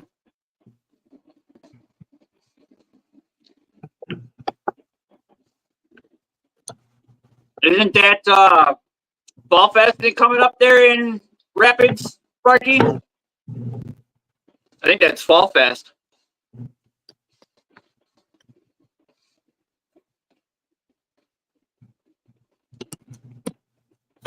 Oh, it's Corn Fest. Finish reading, dumbass.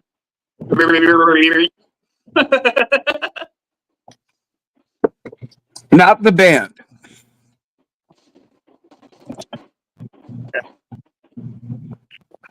Yeah, not the band.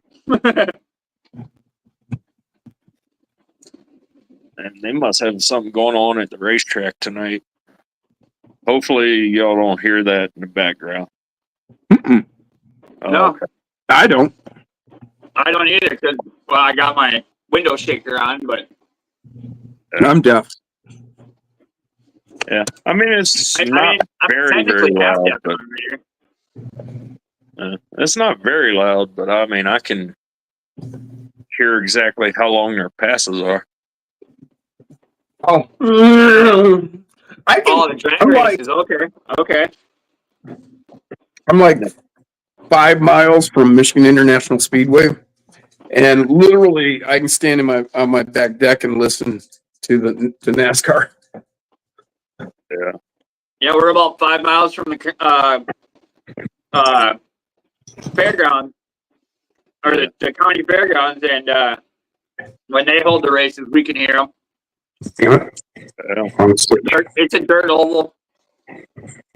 I'm kind of surprised the drag strip ain't louder because as the crow flies, I'm probably a quarter mile away. Huh. Interesting. Wow, you think that Oh, close? you family can hear friend it throws a big time. big party with free beer, corn, and 5 bands playing live music and a couple singers on a side stage. Oh, nice, Sparky.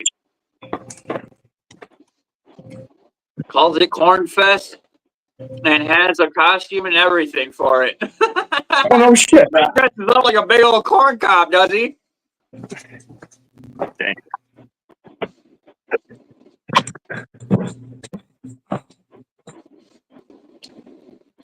Yeah, that was always my favorite album cover. Oh, yeah. Rala. Yeah, I just think it's cool. You coming? All right, I'll come get you. He's getting old. Yeah. So, Jojo? yeah. So I gotta pick him up. Oof. I know.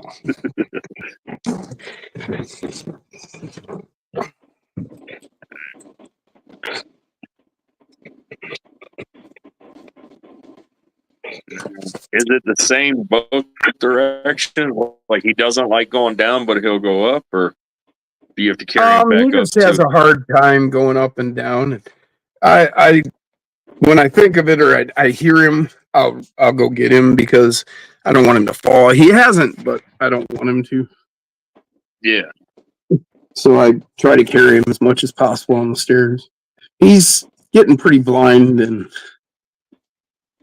Yeah. a little deaf. And Hell yeah, Sparky's.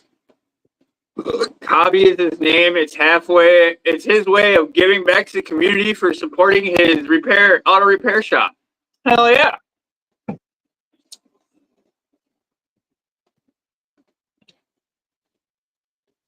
that's really cool, man. Max, you got your Stang set up for nitro fuel?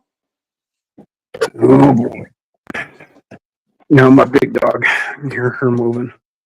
That means she must go out. That's like the fourth trip you just made up and down those stairs, Jim. Huh? I said that's like the fourth trip you've made up and down those stairs in the last Yeah. 10 minutes. Well, now she decides she wants to go out. I don't have a lot Shout of out to choice. the 26 in the building. Thank you all for coming by. Appreciate it. If I don't let her out, she's gonna make a mistake in here. Right. So Yeah. I don't know I what had makes to her deal feel with bad. blind dogs, but deaf dogs scare the hell out of me. Why?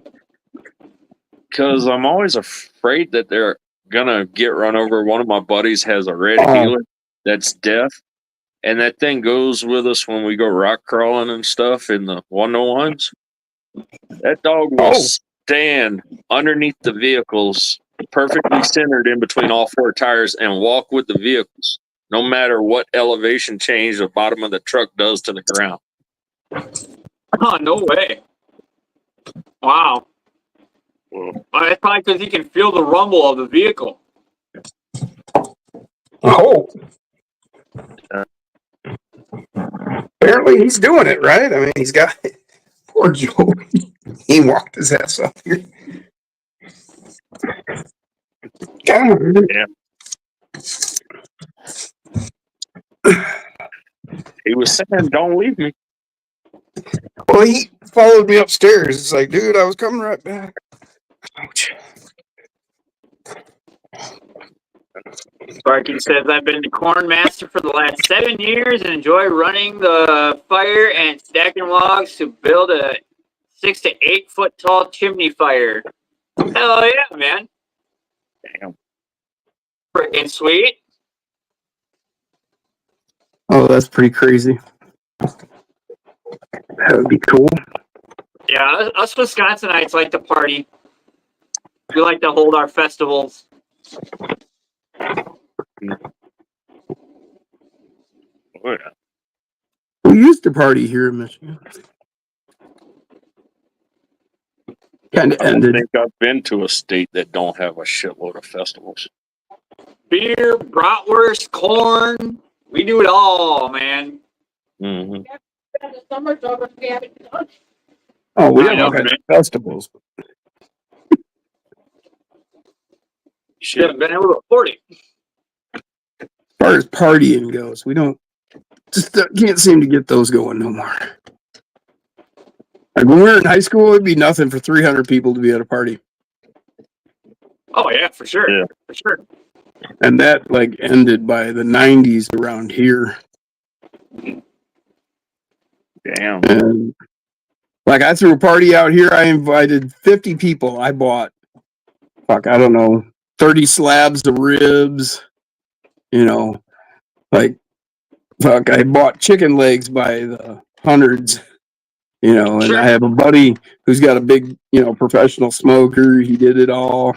Had this big, huge party all planned. And maybe 15 people show up.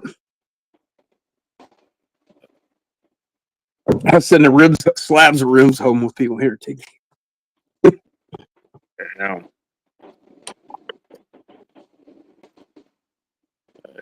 I think that's the main thing I miss about being in Louisiana is the festivals and just everything that goes on down there. 52 weekends a year, and 5 years ago I looked, and there was 110 festivals just in the state of Louisiana alone for the year. Holy shit. I hear you, Max. Because, yeah, I did let people know like 2 months in advance and shit. And they were like, yeah, I'll be there. 26 in the building. Shout out to all y'all. Thank you for coming by. Appreciate it. Thank you for hanging out. Listen to us, John Jack.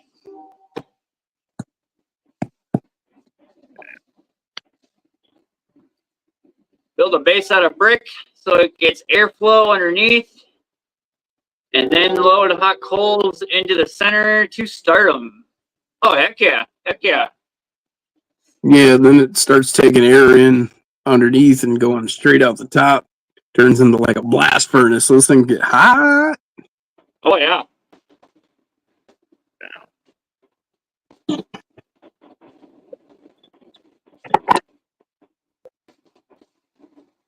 I've seen guys where they dig, like a shelter in the earth. They'll like make a shelter, and when they dig it down, they'll dig a hole in the side and then dig a hole down to it, and then you can put your fire in, and it's drawn through. Yep. Heck yeah. I do that same sort of thing when I'm camping. I'll find logs that already have holes in them, and then I'll shove paper down in there, to get it started, and then just let that thing just start to. I'll set it on top of 2 logs, and then I'll just let it start rolling. Yeah, And to then pull once up, it starts to burn coal- up through. Yep, and then once it starts to coal and falls down in between the 2 logs, and those 2 logs start burning, that's when I stack another one in there, and then start stuffing it with kindling. Either Okay. that, or I'll build a teepee and do it that way. I'll be Yeah. right back. Don't threaten me like that. Are you threatening me? Pit roasted pig. I haven't had pit roasted pig in a while. I've never had one, but I know what it is.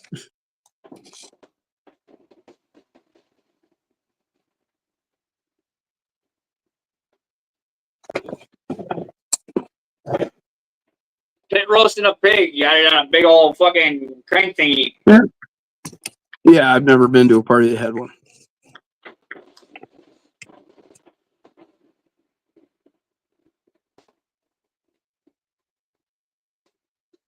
Didn't know anybody that rich.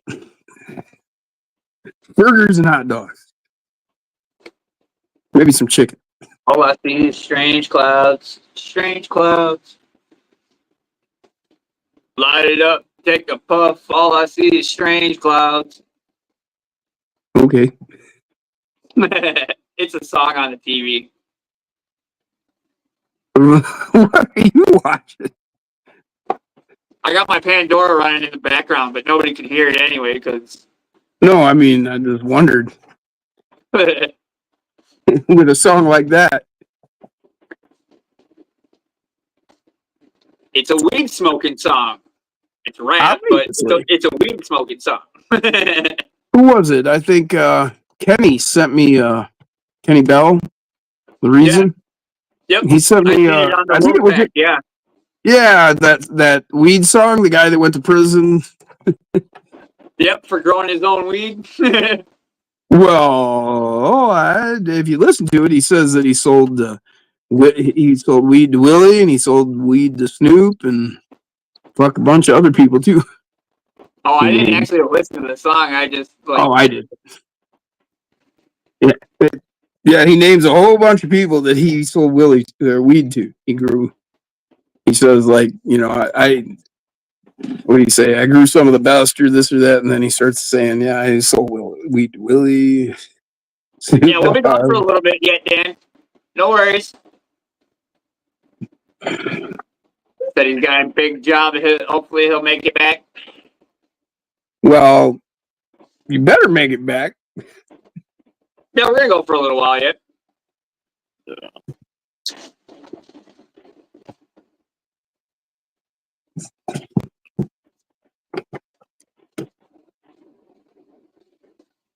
I'm enjoying sitting here shooting the shit with everybody.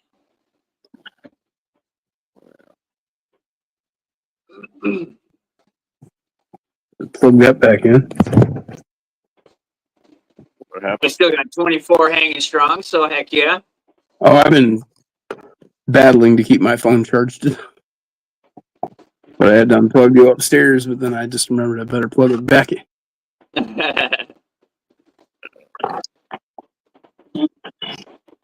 Yeah, I'm surprised my phone's not going down very much.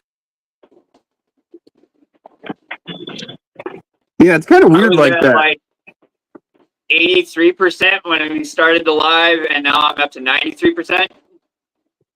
Yeah, StreamYard sucks a lot of power. yeah. Yeah.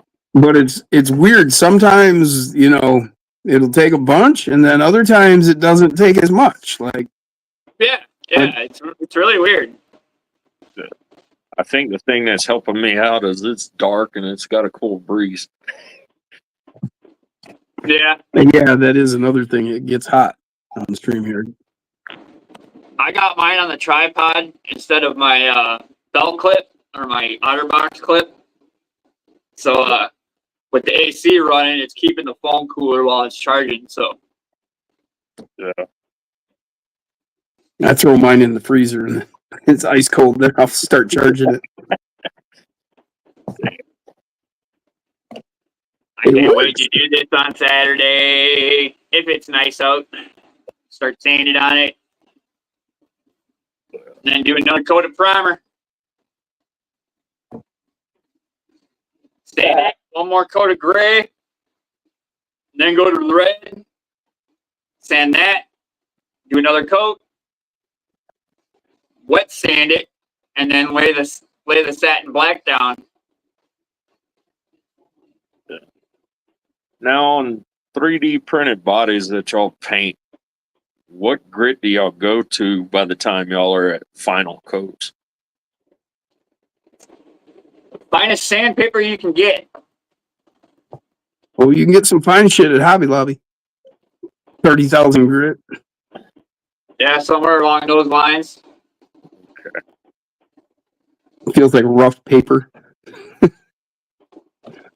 Not even that It rough. kind of feels like rough paper. Yep.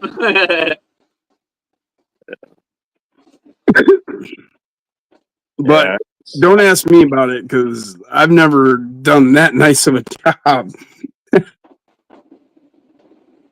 So what I've been using is all-purpose, multiple usage, 150 grit, P150. That's the best So paint job I've ever done. that's the more rough stuff. Yeah. And then I go to the blend, which is 1,000 grit. And then when I get to the final stages, it'll be the is it 2,500? Okay. Oh, this is 1,015, 2,025. And I can do wet or dry. Yeah,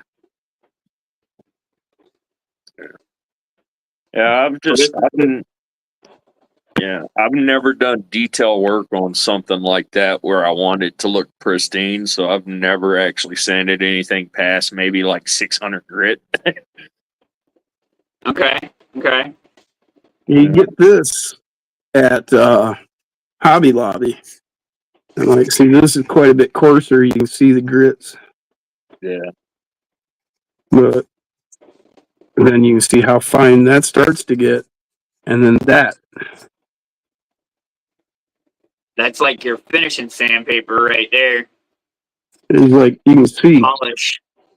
It's virtually, it looks like I said, like, kind of rough paper. I mean, it's pretty smooth. Really. It looks like a piece of red construction paper. And this is one I used. Brian.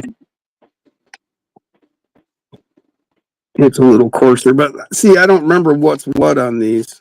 I don't know where the card's at to tell me which grain is which.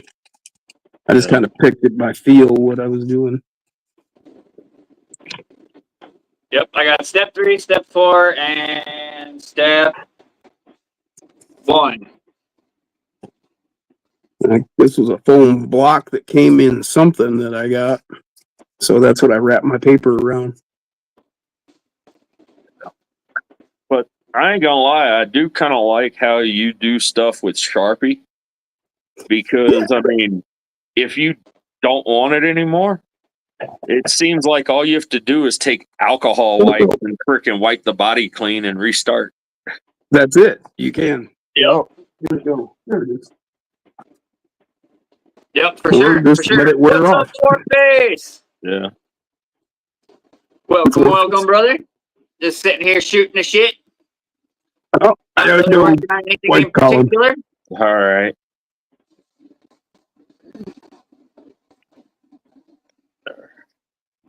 Oh, the wife must have been calling. Yeah, his wife was calling.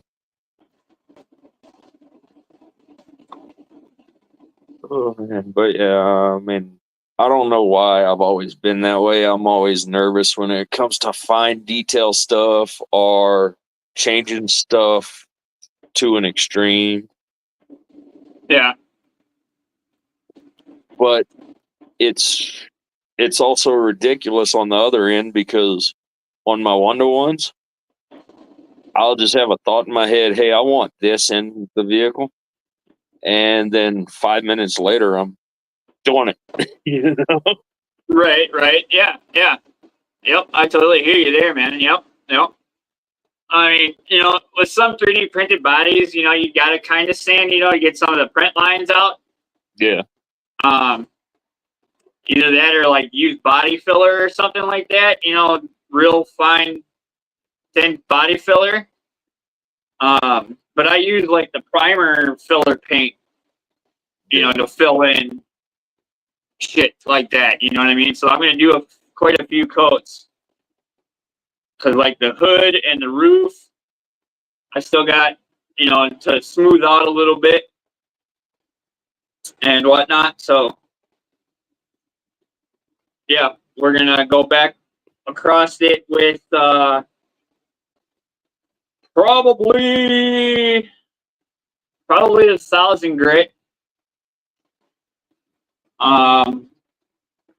Dry sanding first, and then after I do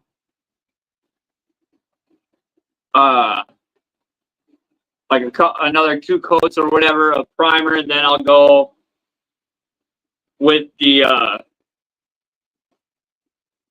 1000 grit again, but in wet sand, and then wash and clean the body again, and then do my red primer, another wet sand or a dry sand, and then maybe a maybe a dry sand or whatever. Yeah. What do you will for a 1-to-1? My Grand Cherokee.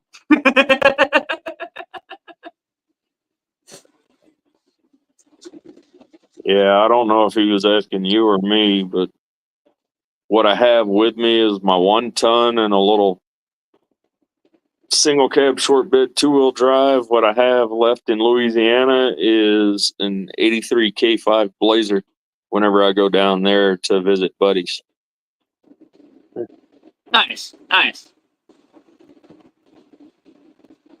Do you have any Rockwolf ESC you can show me? Trying to get an idea of how I'm going to fit it. About to order a NanoBand version 2 brushless standard location combo. I personally don't have a Rockwolf, and I don't think Alex does yet either.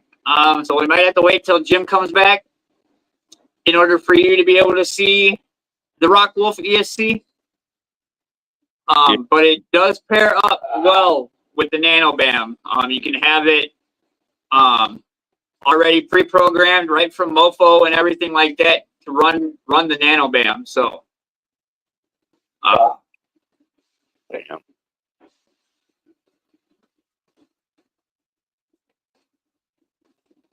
Sparky says, hell yeah, wheel a 94 F250 straight single cab short box that's been pinched front and rear.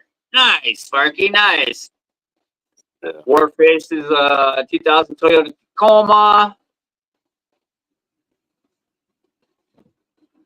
When I've seen people are using the Avatar ESC instead of the Rockwolf because of tuning. Yes, right, Max. Fairy Tech or the Avatar. About the size of the Lizard Pro, right, Koshner? Yep.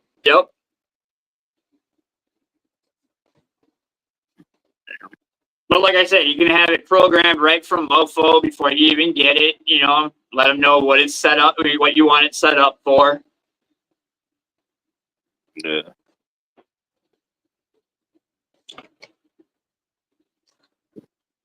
I'll be ordering them both as a combo, so the Rockwolf Nano Bam combo. So Yeah. they'll program it for me right there, and all I got to do is slap it all in. Yeah.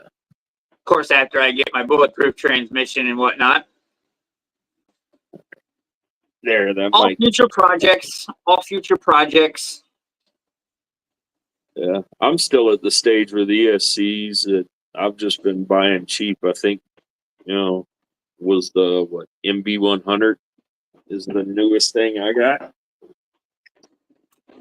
Oh, okay. The newest one is the MB, 80?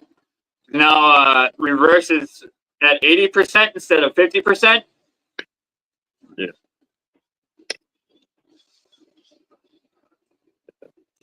Currently running VT3K on the ROP, Dinky D drive on Purple Enduro motor, Big Kid Tiny Trucks on NanoBam, and a Rockwolf ESC on NanoBam. Nice, Sparkies, nice. Actually, I lie because I just remembered my Power Wagon's got the Furitech with the Lizard Pro. I don't know how much the Lizard Pro is by itself, but I'm guessing that's the most expensive little ESC I got. I think when I got my Lizard off of CCXRC, I think I paid like $70-something.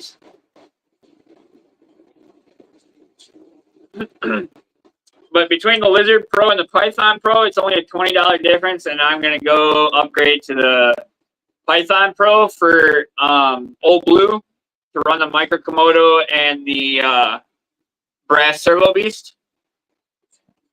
Okay.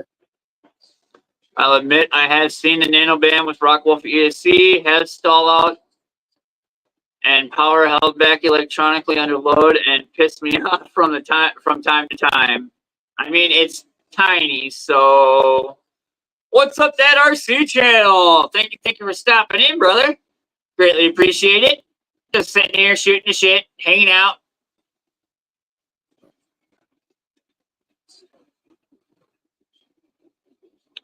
Warface says I'm on the red brushed motor right now. My girlfriend just bought me a purple brushed motor when she bought one for her build. I'm thinking about getting the Pit Viper from Endura, but yeah, the purple motors are good. I got the Healy cut transmission as well. When that combo came out, the motor and the transmission combo, when that came out, I picked that up. I forget what rig I have it in. Is it in Goblin? Is that Healy cut better than those straight cuts at all, or do you notice a difference? Other than noise, maybe. I think this is the Healy cut transmission. Yeah, this is the Healy cut transmission. Yeah, it's a lot quieter, actually. In my opinion. Yeah, but I mean, other than just the noise being quieter, have you noticed any other pluses or minuses? I would say you're like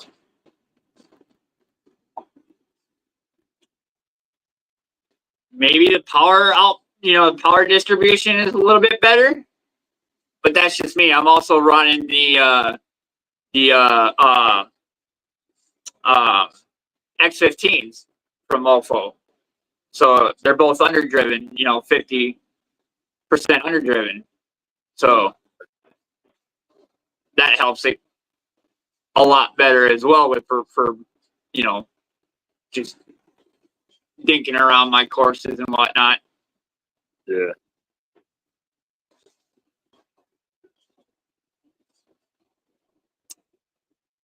Orpheus says, but my truck is mainly Enduro parts. I really want to get some Mofo stuff. Really want the X15s.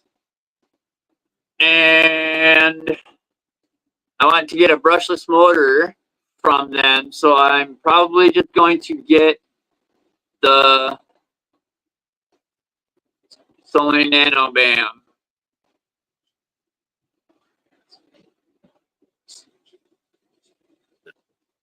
The purple motor is freaking amazing. I love the purple Enduro motor. The torque is right there. You know what I mean? Wheel speed is there. Yeah. That's one motor I do believe would work well with underdriven stuff. Yeah, yeah. Like I said, the Healy cut transmission on the purple 050, and the X15s being underdriven, both front and rear. Muy bueno. Muy bueno. So great. The Furitech system I have in my little power wagon, I don't know how people can deal with underdriving their axles with that system.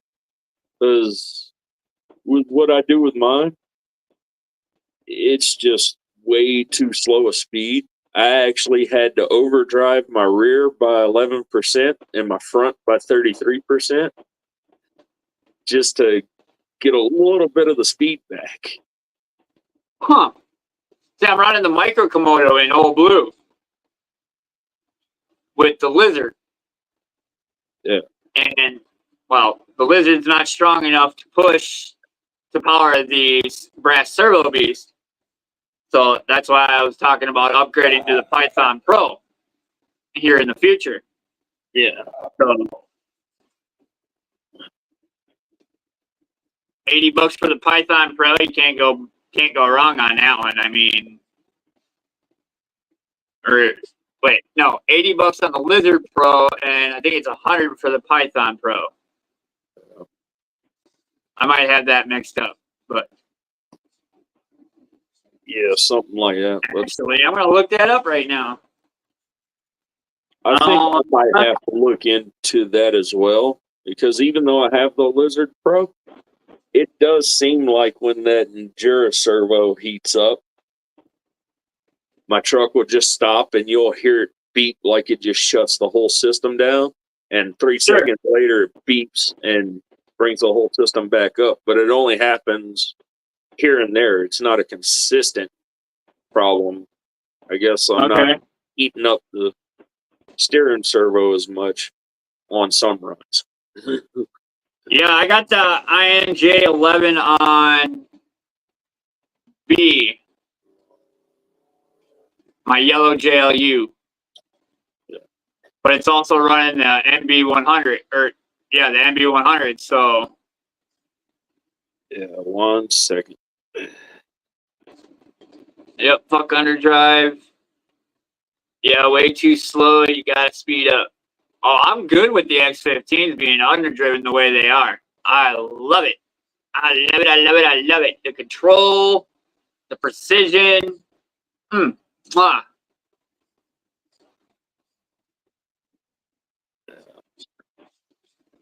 Yeah, I'm kind of wondering if that is one of the issues with that Lizard Pro, though, because it only lets me go to 6.5 volts.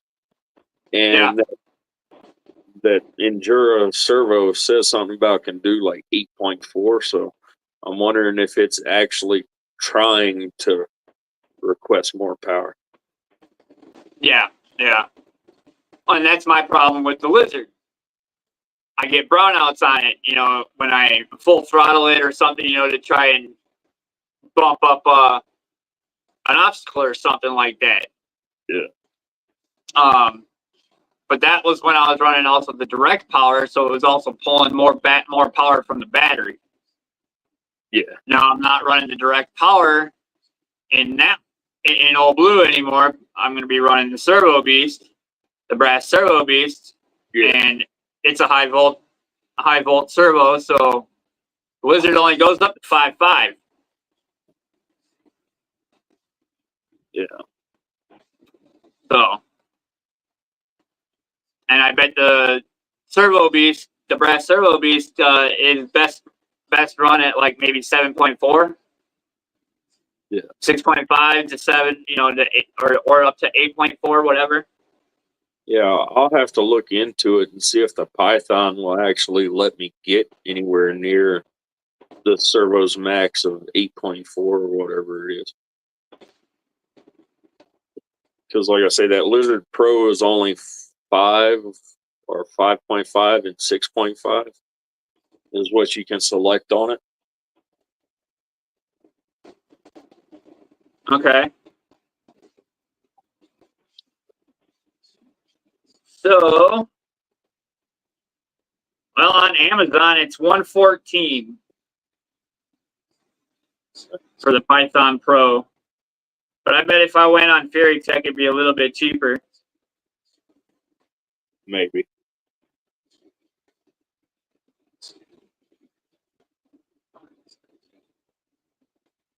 See, the regular Python is 40 amp, 70 amp burst. So,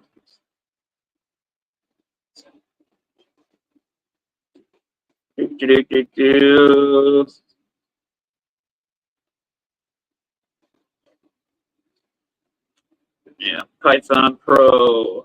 Let's see. 40 amp, 70 amp, brushless ESC for 118, 124 crawlers, Healy Direct.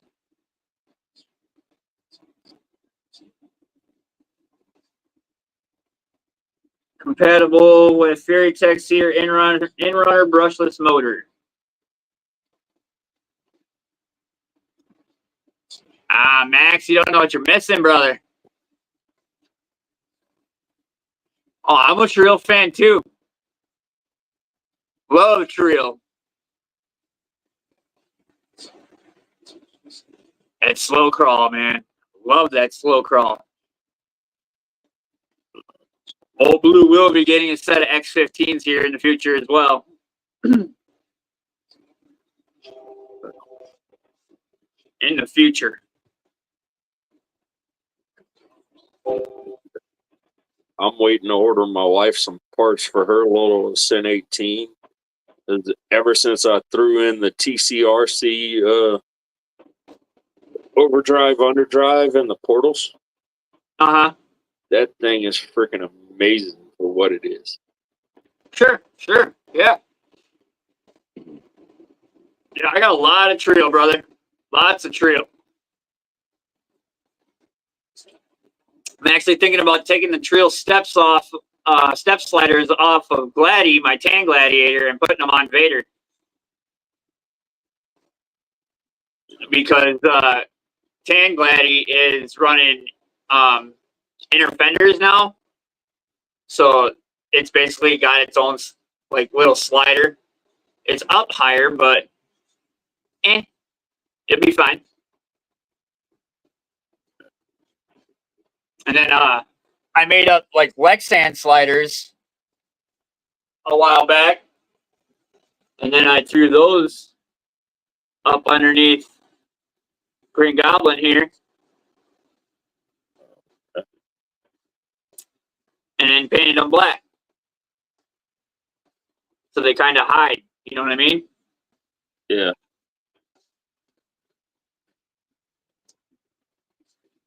I think I got them upside down, though. Yeah, I got them upside down. I'm going to have to flip them back over.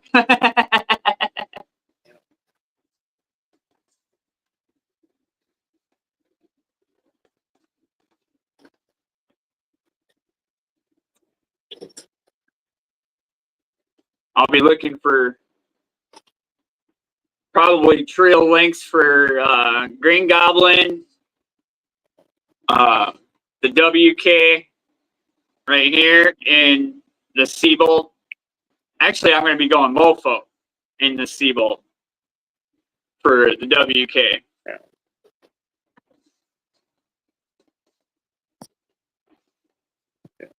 And don't forget, guys, if y'all are looking for Mofo stuff, go to moforc.com. And then at checkout, use Slide Sideways, all one word, all lowercase. Save yourself 5%.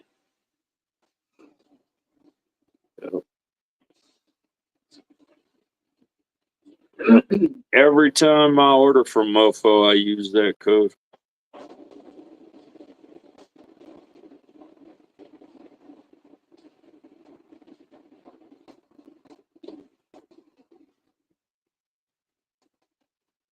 Oh, the bulletproof transmission is all metal gears, isn't it? I think so. I think so. So Max swaps out the bulletproof transmission gears from Mofo to stock plastic. Runs on perfect. I mean, it's going to sound quieter. You're not going to have that, metal sound to it.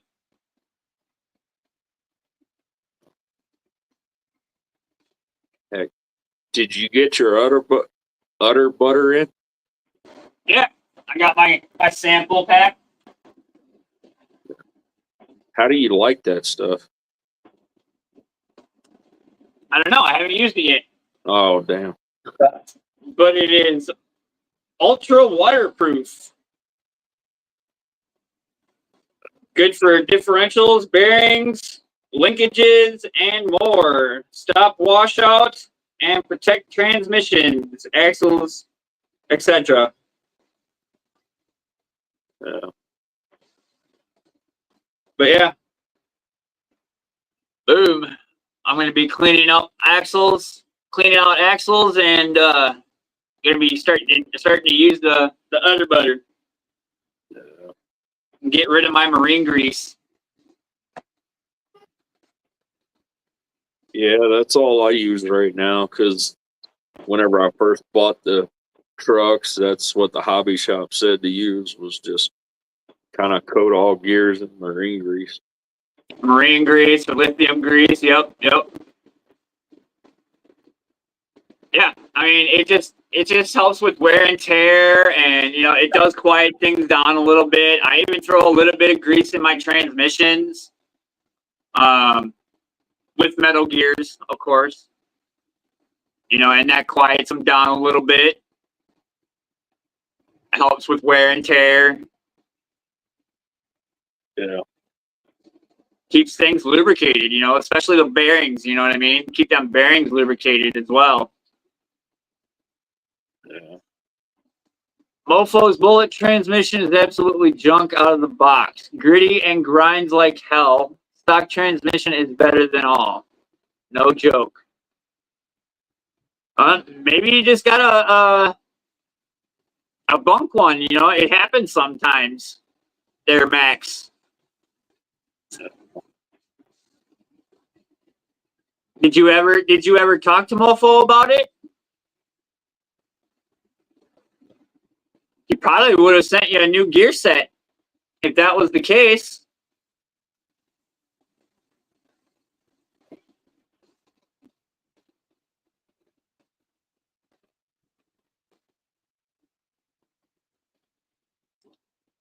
But yet at the same time, I don't know. I don't have a bulletproof transmission to run, so Yeah. Koshner swears by stock transmissions, so smooth and quiet and cheap. This is true, Koshner. Yep.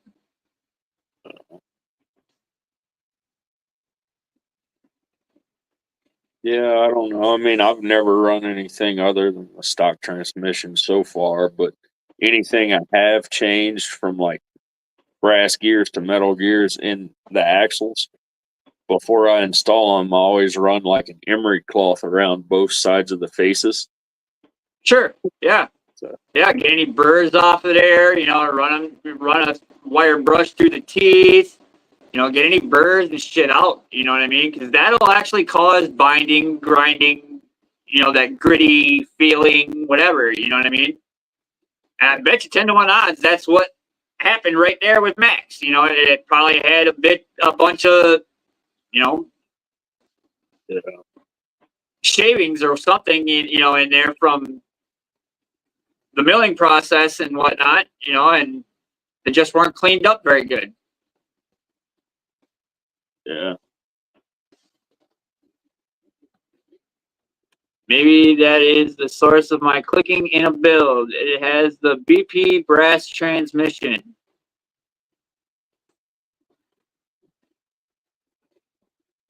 See, I don't have a problem with metal gears because I clean all the teeth and everything before I grease everything up.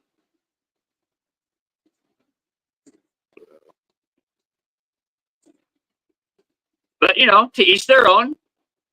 Everybody's got their own thing, It clicks on 33% overdrive wind up.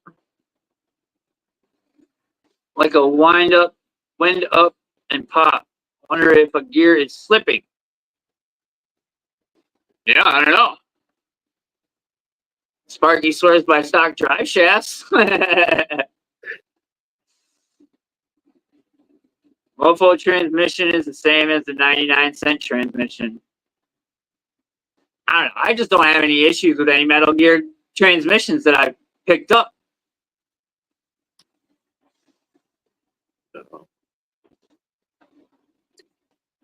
Seem loosey goosey, just a lot of play in them.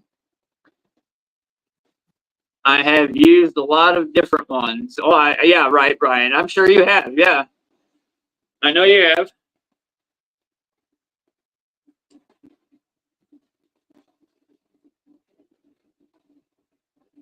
Now, I am kind of wondering though, because I have heard people say some Metal Gear transmissions, some of the cheaper ones come with bushings instead of bearings. I kind of wonder if something like that is what would create that looseness or whatever, It very well could be. Yeah, it very well could. Yeah.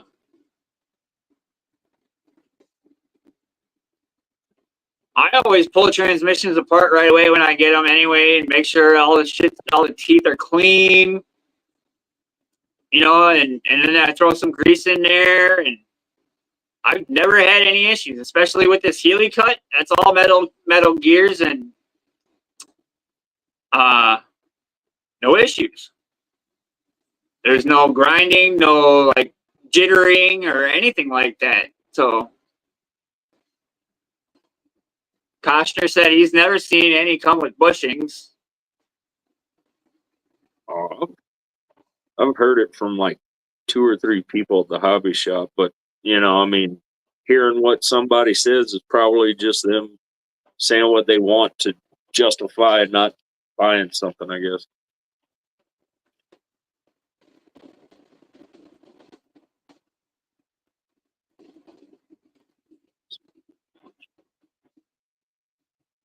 Huh.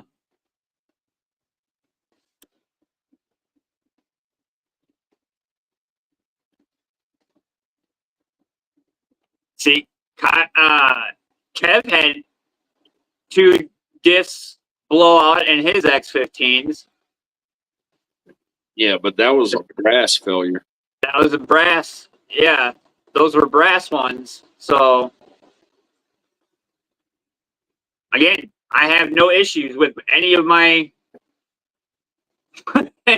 stuff. I know Jim would be the perfect person to talk about like the X15s and certain transmissions because he says he sets his stuff up to be abused. He's even not greased things to see how long it would last being abused. Well, yeah, his set of X15s he left dry, and he chewed up a brass diff. Yeah. Diff gear. So Skevy's had grease in it, and he chewed 2 of them up. That's that brass diff gear, though. Yeah. So I don't know. I just don't have any issues with any of my stuff. I don't know.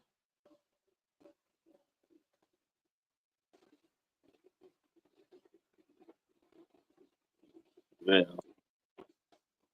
I'm not 100% sure because, I mean,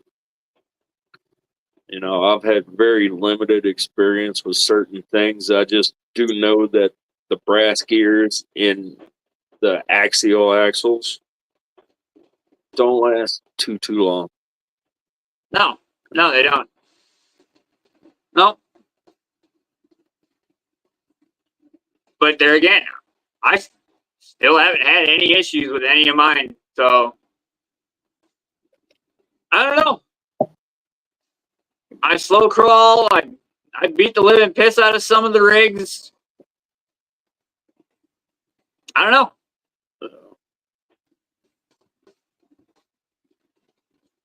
I've put Goblin in a couple of binds and nothing. I've had the Blue Buggy in binds, stock axles, nothing. Endura axles on Silver Beast, my Slayer. I had to change out the front gears because there was something wrong with them right away when I bought them. And when I got that figured out, I haven't had any more issues since. I swapped out gears and the worm gear and the diff gear and from a stock axle. Yeah. And I have no more issues. So Yeah. I think since I've been messing with that Power Wagon, the biggest issue I've ever had was the dog bone axle shafts.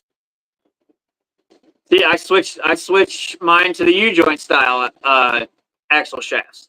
Yeah. So that way I don't have that dog bone fucking crap in there. I don't like the dog bones. I'm not a fan of the dog bones. I don't like them at all. I don't even think I have any factory axle shafts for the axial stuff anymore on my rig or my kids' rigs because every last one of them, the little dog bone ears have snapped clean off. Yeah. And that's exactly why I switch over to the U-joint style axle shafts right away.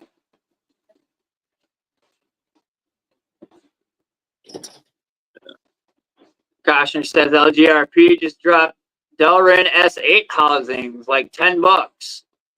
Have some coming to try. Nice, Koshner. Nylon X15s are okay, but you cannot upgrade to brass knuckles or you will have to make new steering links. Well, and that's why Mofo sells the adjustable steering link.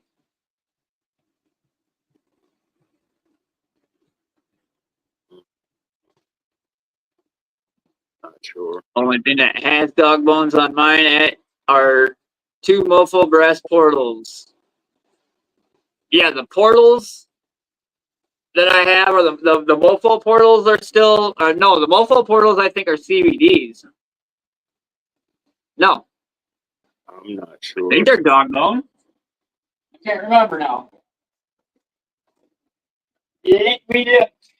I'm not sure. The only portals Oh, yeah, they're dog bone. Yep. the SN18s.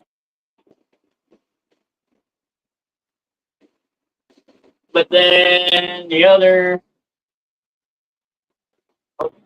portals that I have. Do I not have any other portals? I don't think I have any other portal axles. Damn.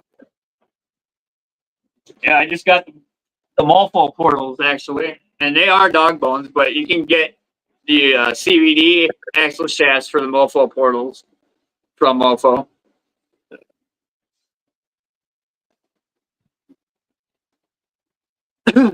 Miss Rachel says I'm heading off to bed. Night, everyone. See y'all next time. Night, Miss Rachel. Thank you for hanging out.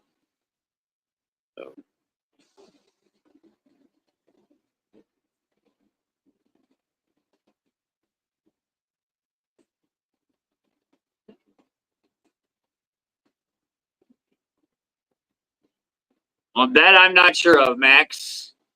I thought he came out with new stuff to add on to the nylon portal or the nylon X15s. That you don't have to change anything.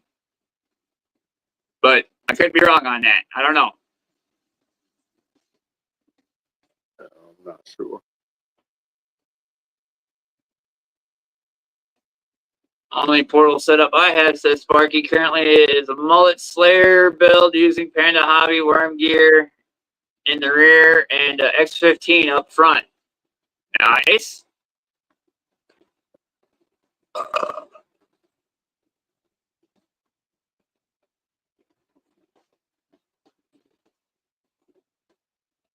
Brass portals on a nylon axle. Yeah, you can do that.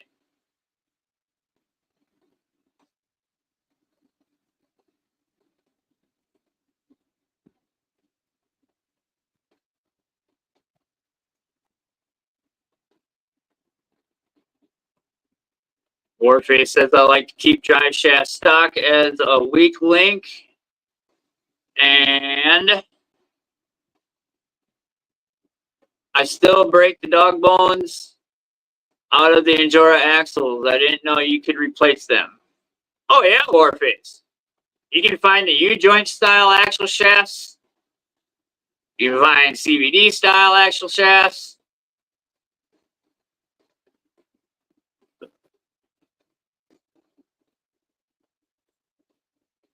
Yeah, I think the first set of axles I put on one of my son's trucks was I think it was RC all-wheel drive axle shafts.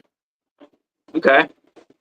Those have been really good on his little AX24.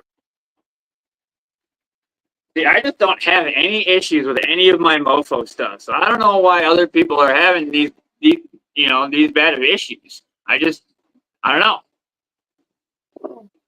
I mean, with anything, I understand Mofo probably doesn't make those parts themselves. There's No, he doesn't. another company that makes them, and when you mass produce things, it's hard to get the quality control down right to where everything is comparable.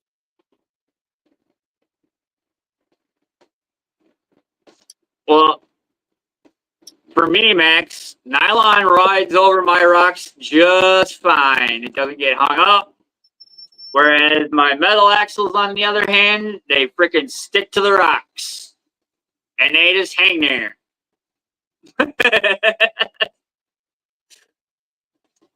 I have no issues with any of my nylons. They slide over my rocks nice and easy. Yeah, I need to try a set of nylon axles because all I have is stock plastic on some rigs and then metal ones on my Power Wagon. Yeah. You can get silicone wipes and then, take and, wipe your metal axles down and coat it in silicone, but, you know what I mean? With the silicone wipe or whatever, or silicone spray. Yeah. And that might help with sliding over shit, but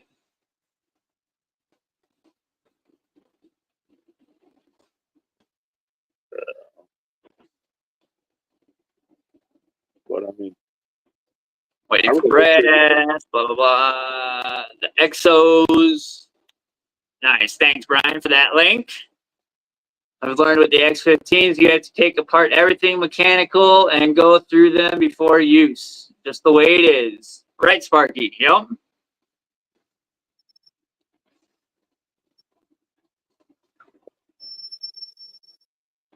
Yes, the Injora does have a new motor ESC combo. Yep. I'll have to get one of my sets of X15s out. Hope I have better luck, says Brian. I have not tried, but damn, ESC and motor is cool. Nice. Yeah, I love all my parts that I get. I just don't have any issues at all whatsoever.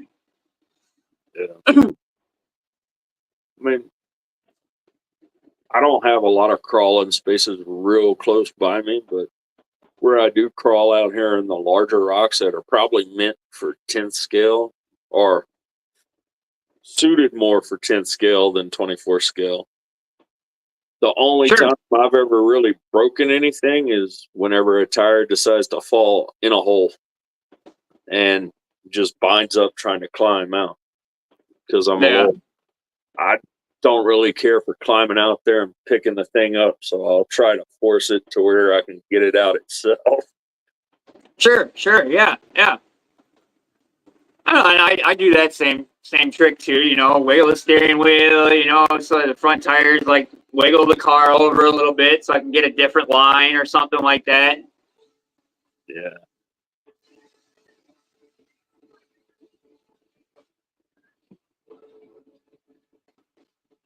Oh, have had tons of issues with all manufacturers, but I build a lot and have a lot of parts. Shit happens. That's for sure. No brand is immune. Right, Koshner? Yep. Yeah. For sure. Why haven't Mofo make servo beast without mount like the latest guy? Beyond me. Well, why copy the other guy? Plain and simple. That's why Mofo is pissed off at Endura, because they copy him. Well, one of the things about putting like the servo mount on the servo, like what company is it that's doing it right now? Torque. Okay, so like if Mofo did that, that'd be one less product in their, in their stock to sell.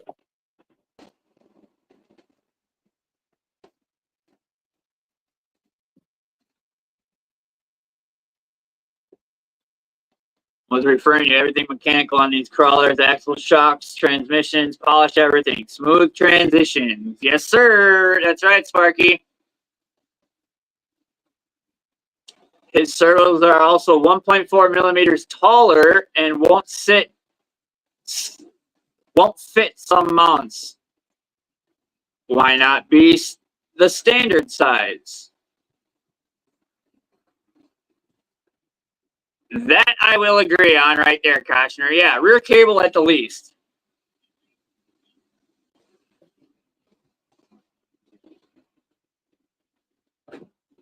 Yeah, well, according to Nick, they're stealing some of his ideas. So I know Enduro was there before Mofo came along, but Mofo was in the 10 scale game before he started the little guy game. So I don't know. It is what it is. Everybody's got their opinion. Yeah. Koshner just installed a 3-flow 9 turret servo with the rear cable. So nice due to the Mofo servo not working out. Yeah. I kind of But they're also understand. thieves, Max. They're also thieves. They steal other people's ideas and make them their own. Because China does not have a copyright thing. So they don't care. They'll steal everybody's ideas and make them their own. It's just what China does. Yeah. No, I understand Koshner right there with that comment, because on a lot of his builds, he's got to shave the frame just for like cable and even the ears of the servos.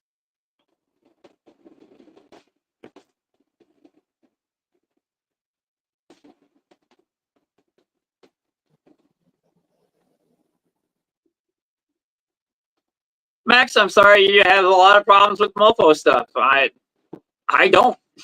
And I enjoy his stuff. So it's what it is.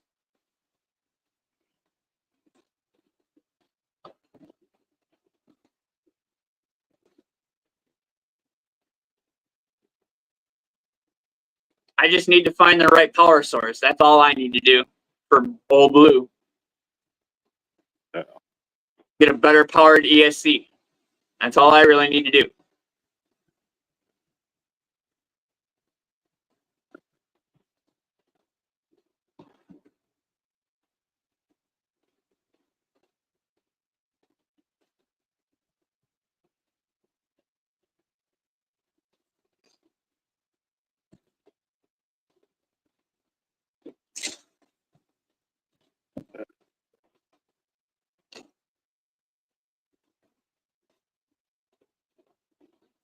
I mean, I ain't gonna lie. I kind of just go with what I can afford right now because I'm still on the cheap stage of this hobby. Read that comment right there, Max. Directly stolen from Mofo. Power Hobby, adjustable servo tray.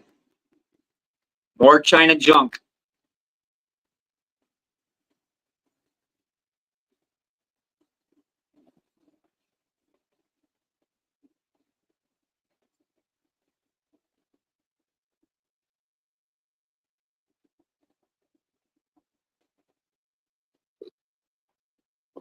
Really? Blame China for all this. They screw up designs and tolerances, not Nick.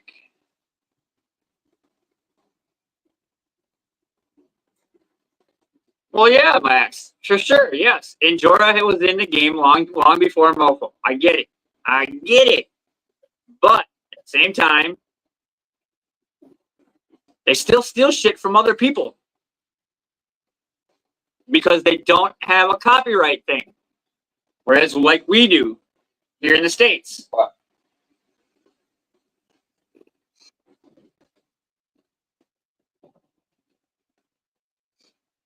You know, well, heck, like, where is Nick and them getting their parts built at? You know, It's all coming from China. I mean, I mean, a lot of your shit, like, very little is made here in America anymore because America wants so much for the fucking shit for the process to happen. Overseas, it's cheaper. So that's where people are going to go because it's cheaper. Yeah. Well, and then they fuck everything up by not reading, what's on the instruction sheet. Is either a language barrier or this, that, or the other fucking thing. Yeah. Oh yeah, hell, Maz has gotten shit batches on approved samples. They change shit. So strange. And they sell shit. That's why Maz tries to make in the US on products he can. Yep. Shit gets lost in translation. Right, Brian? Yep. Yeah.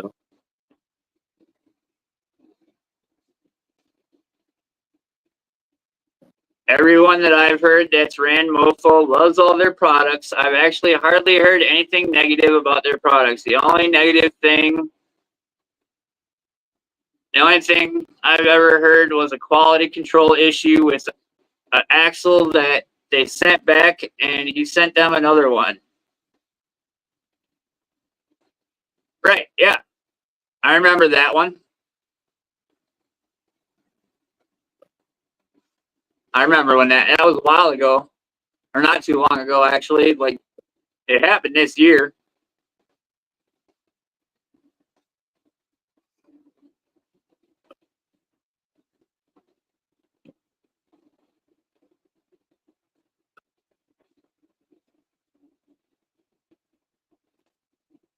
Well, nowadays, everybody's copying everybody, so it is what it is.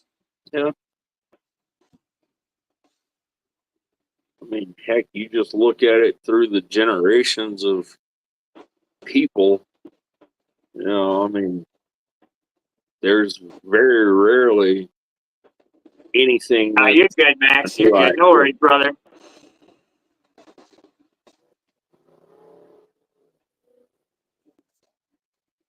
Yeah.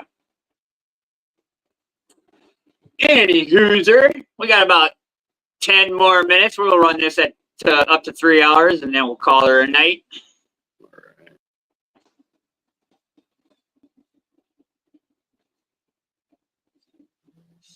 Oh, Max, you're all good, brother. No worries.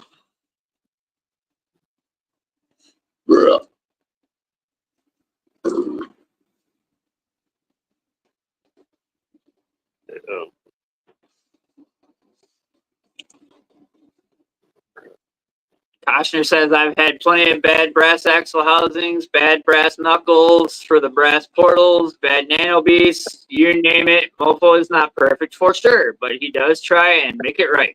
Right. Yep. That I agree with, Brian. Yep. I love Mofo's customer service. when they forgot one of my servos, I called up Nick and I was like, "Hey, brother, y'all forgot one of my servos. Just letting you know." And he's like, "Send me a snapshot of your parts list and we'll get it sent out to you." So sent him a picture of emailed a picture of or whatever, the parts list, the parts receipt, and it was here within a few days.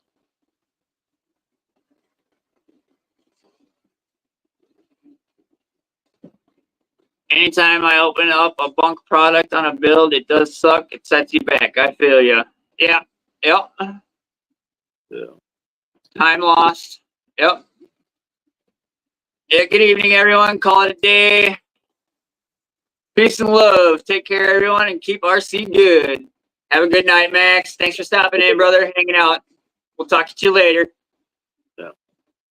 But that's the one thing funny with like quality control is everything's mass produced. So everything's production mindseted. So they sit there and tell quality control, no, let this stuff go so that way we can have our production numbers.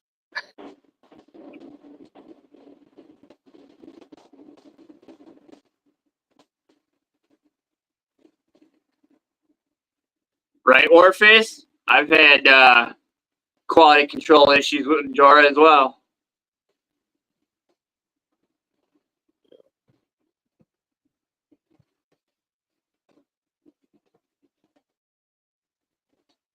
So Sparky says, Mofo accidentally sent me a small tool holder instead of the workstation tray. Sent him a message, and within 2 hours, the package with the workstation was on its way. Boom skis. Hell yeah, Sparky. Yep.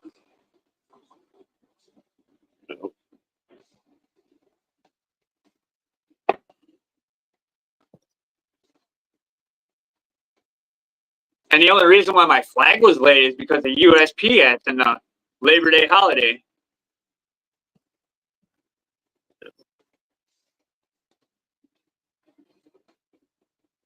Oh, Lord. Early in Jora, they have gotten much better, I will say. Yeah, I will say that. I do like their 39 millimeter oil-filled shocks.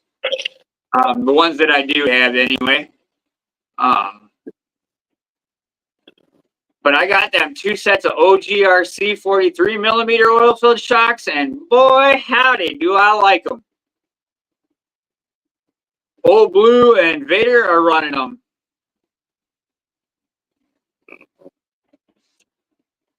And yeah, Blue is a freaking crawling machine now. That's good. At the end of the day, I'll always try to support American companies, even if they have to source parts from China. Having experience in the machinist industry, it's cutthroat for any sort of profit. That's very true, Sparkies. That's very true, brother. What's up, Kurt? Just in time for the last 8 minutes, not 7 minutes of the show. We've just been sitting here shooting the shit, talking about RC, talking about this, that, and the other thing. No.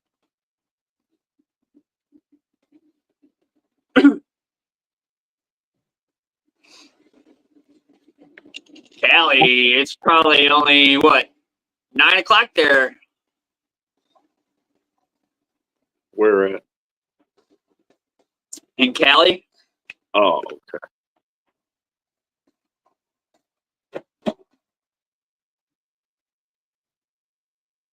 Actually, it's probably going on 10 o'clock, actually. Yeah, it's probably almost 10 there. It's almost 11 here in Colorado. Yep, going on midnight here. Yep, almost 10. Heck yeah. Surprised you're not in bed sleeping. I caught your Big Rock video from the other day. You were out there at 6:30 in the morning.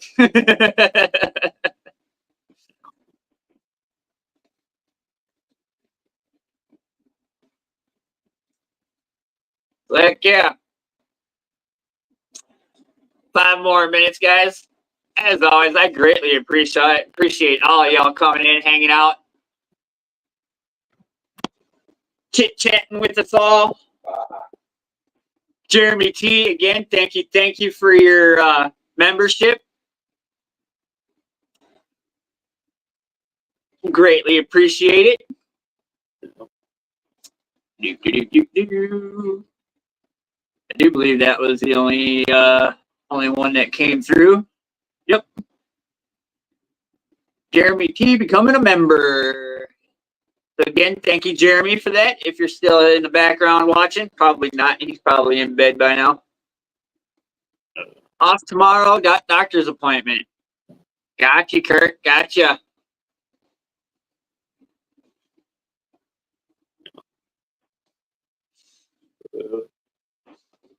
Sparky's, I had scrambled eggs and hash browns for supper. The wife made breakfast for supper. That's good. It does sound really good right now.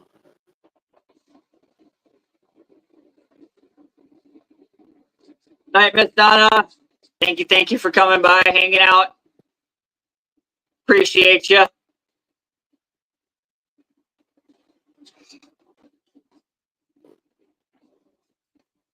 Yeah, I think I'm just starting to hit that wall where I'm starting to get really freaking tired now. I'm an insomniac, dude, especially when I ain't got no weed. Yeah. Weed helps me sleep. Weed gets rid of my pain. Pain is probably what the main thing that keeps me awake, but Yeah. I don't know. I think my mind just told me torture myself because I mean I do have to wake up at 4 o'clock in the morning to go to work, but I should be all right. You know, even on 4 hours of sleep. man, I used to go to work on 4 to 6 hours of sleep all the time, dude. Oh yeah.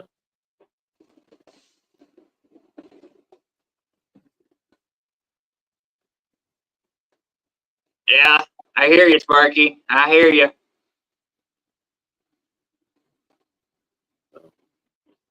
Much love, Miss Donna. Much love.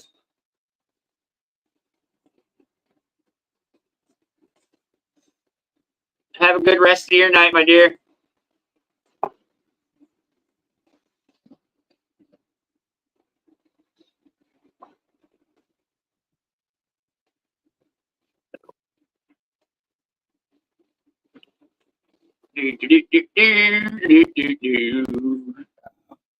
Two more minutes, guys. 2 more minutes, and we'll call her a night.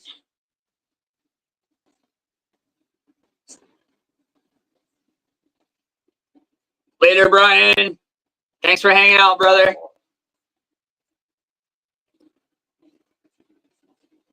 Much love.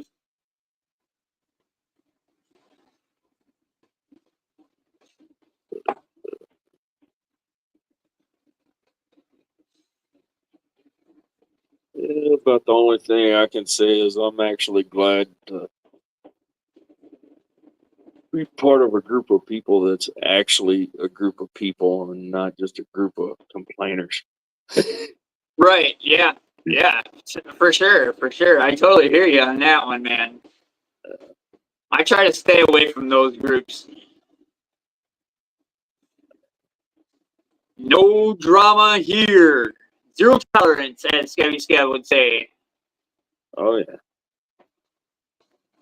Uno momento, ladies and gentlemen. Uno momento. Shout out to the 14 still in the building. Greatly appreciate all of y'all coming out tonight and hanging out.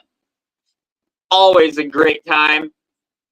Again, Jeremy T, thank you for becoming a member. Tier 1 member. Greatly appreciate it, brother. And with that being said, as always, guys, tip your waiters and waitresses and bartenders on the way out. And y'all have a great rest of your evening. Talk to y'all later.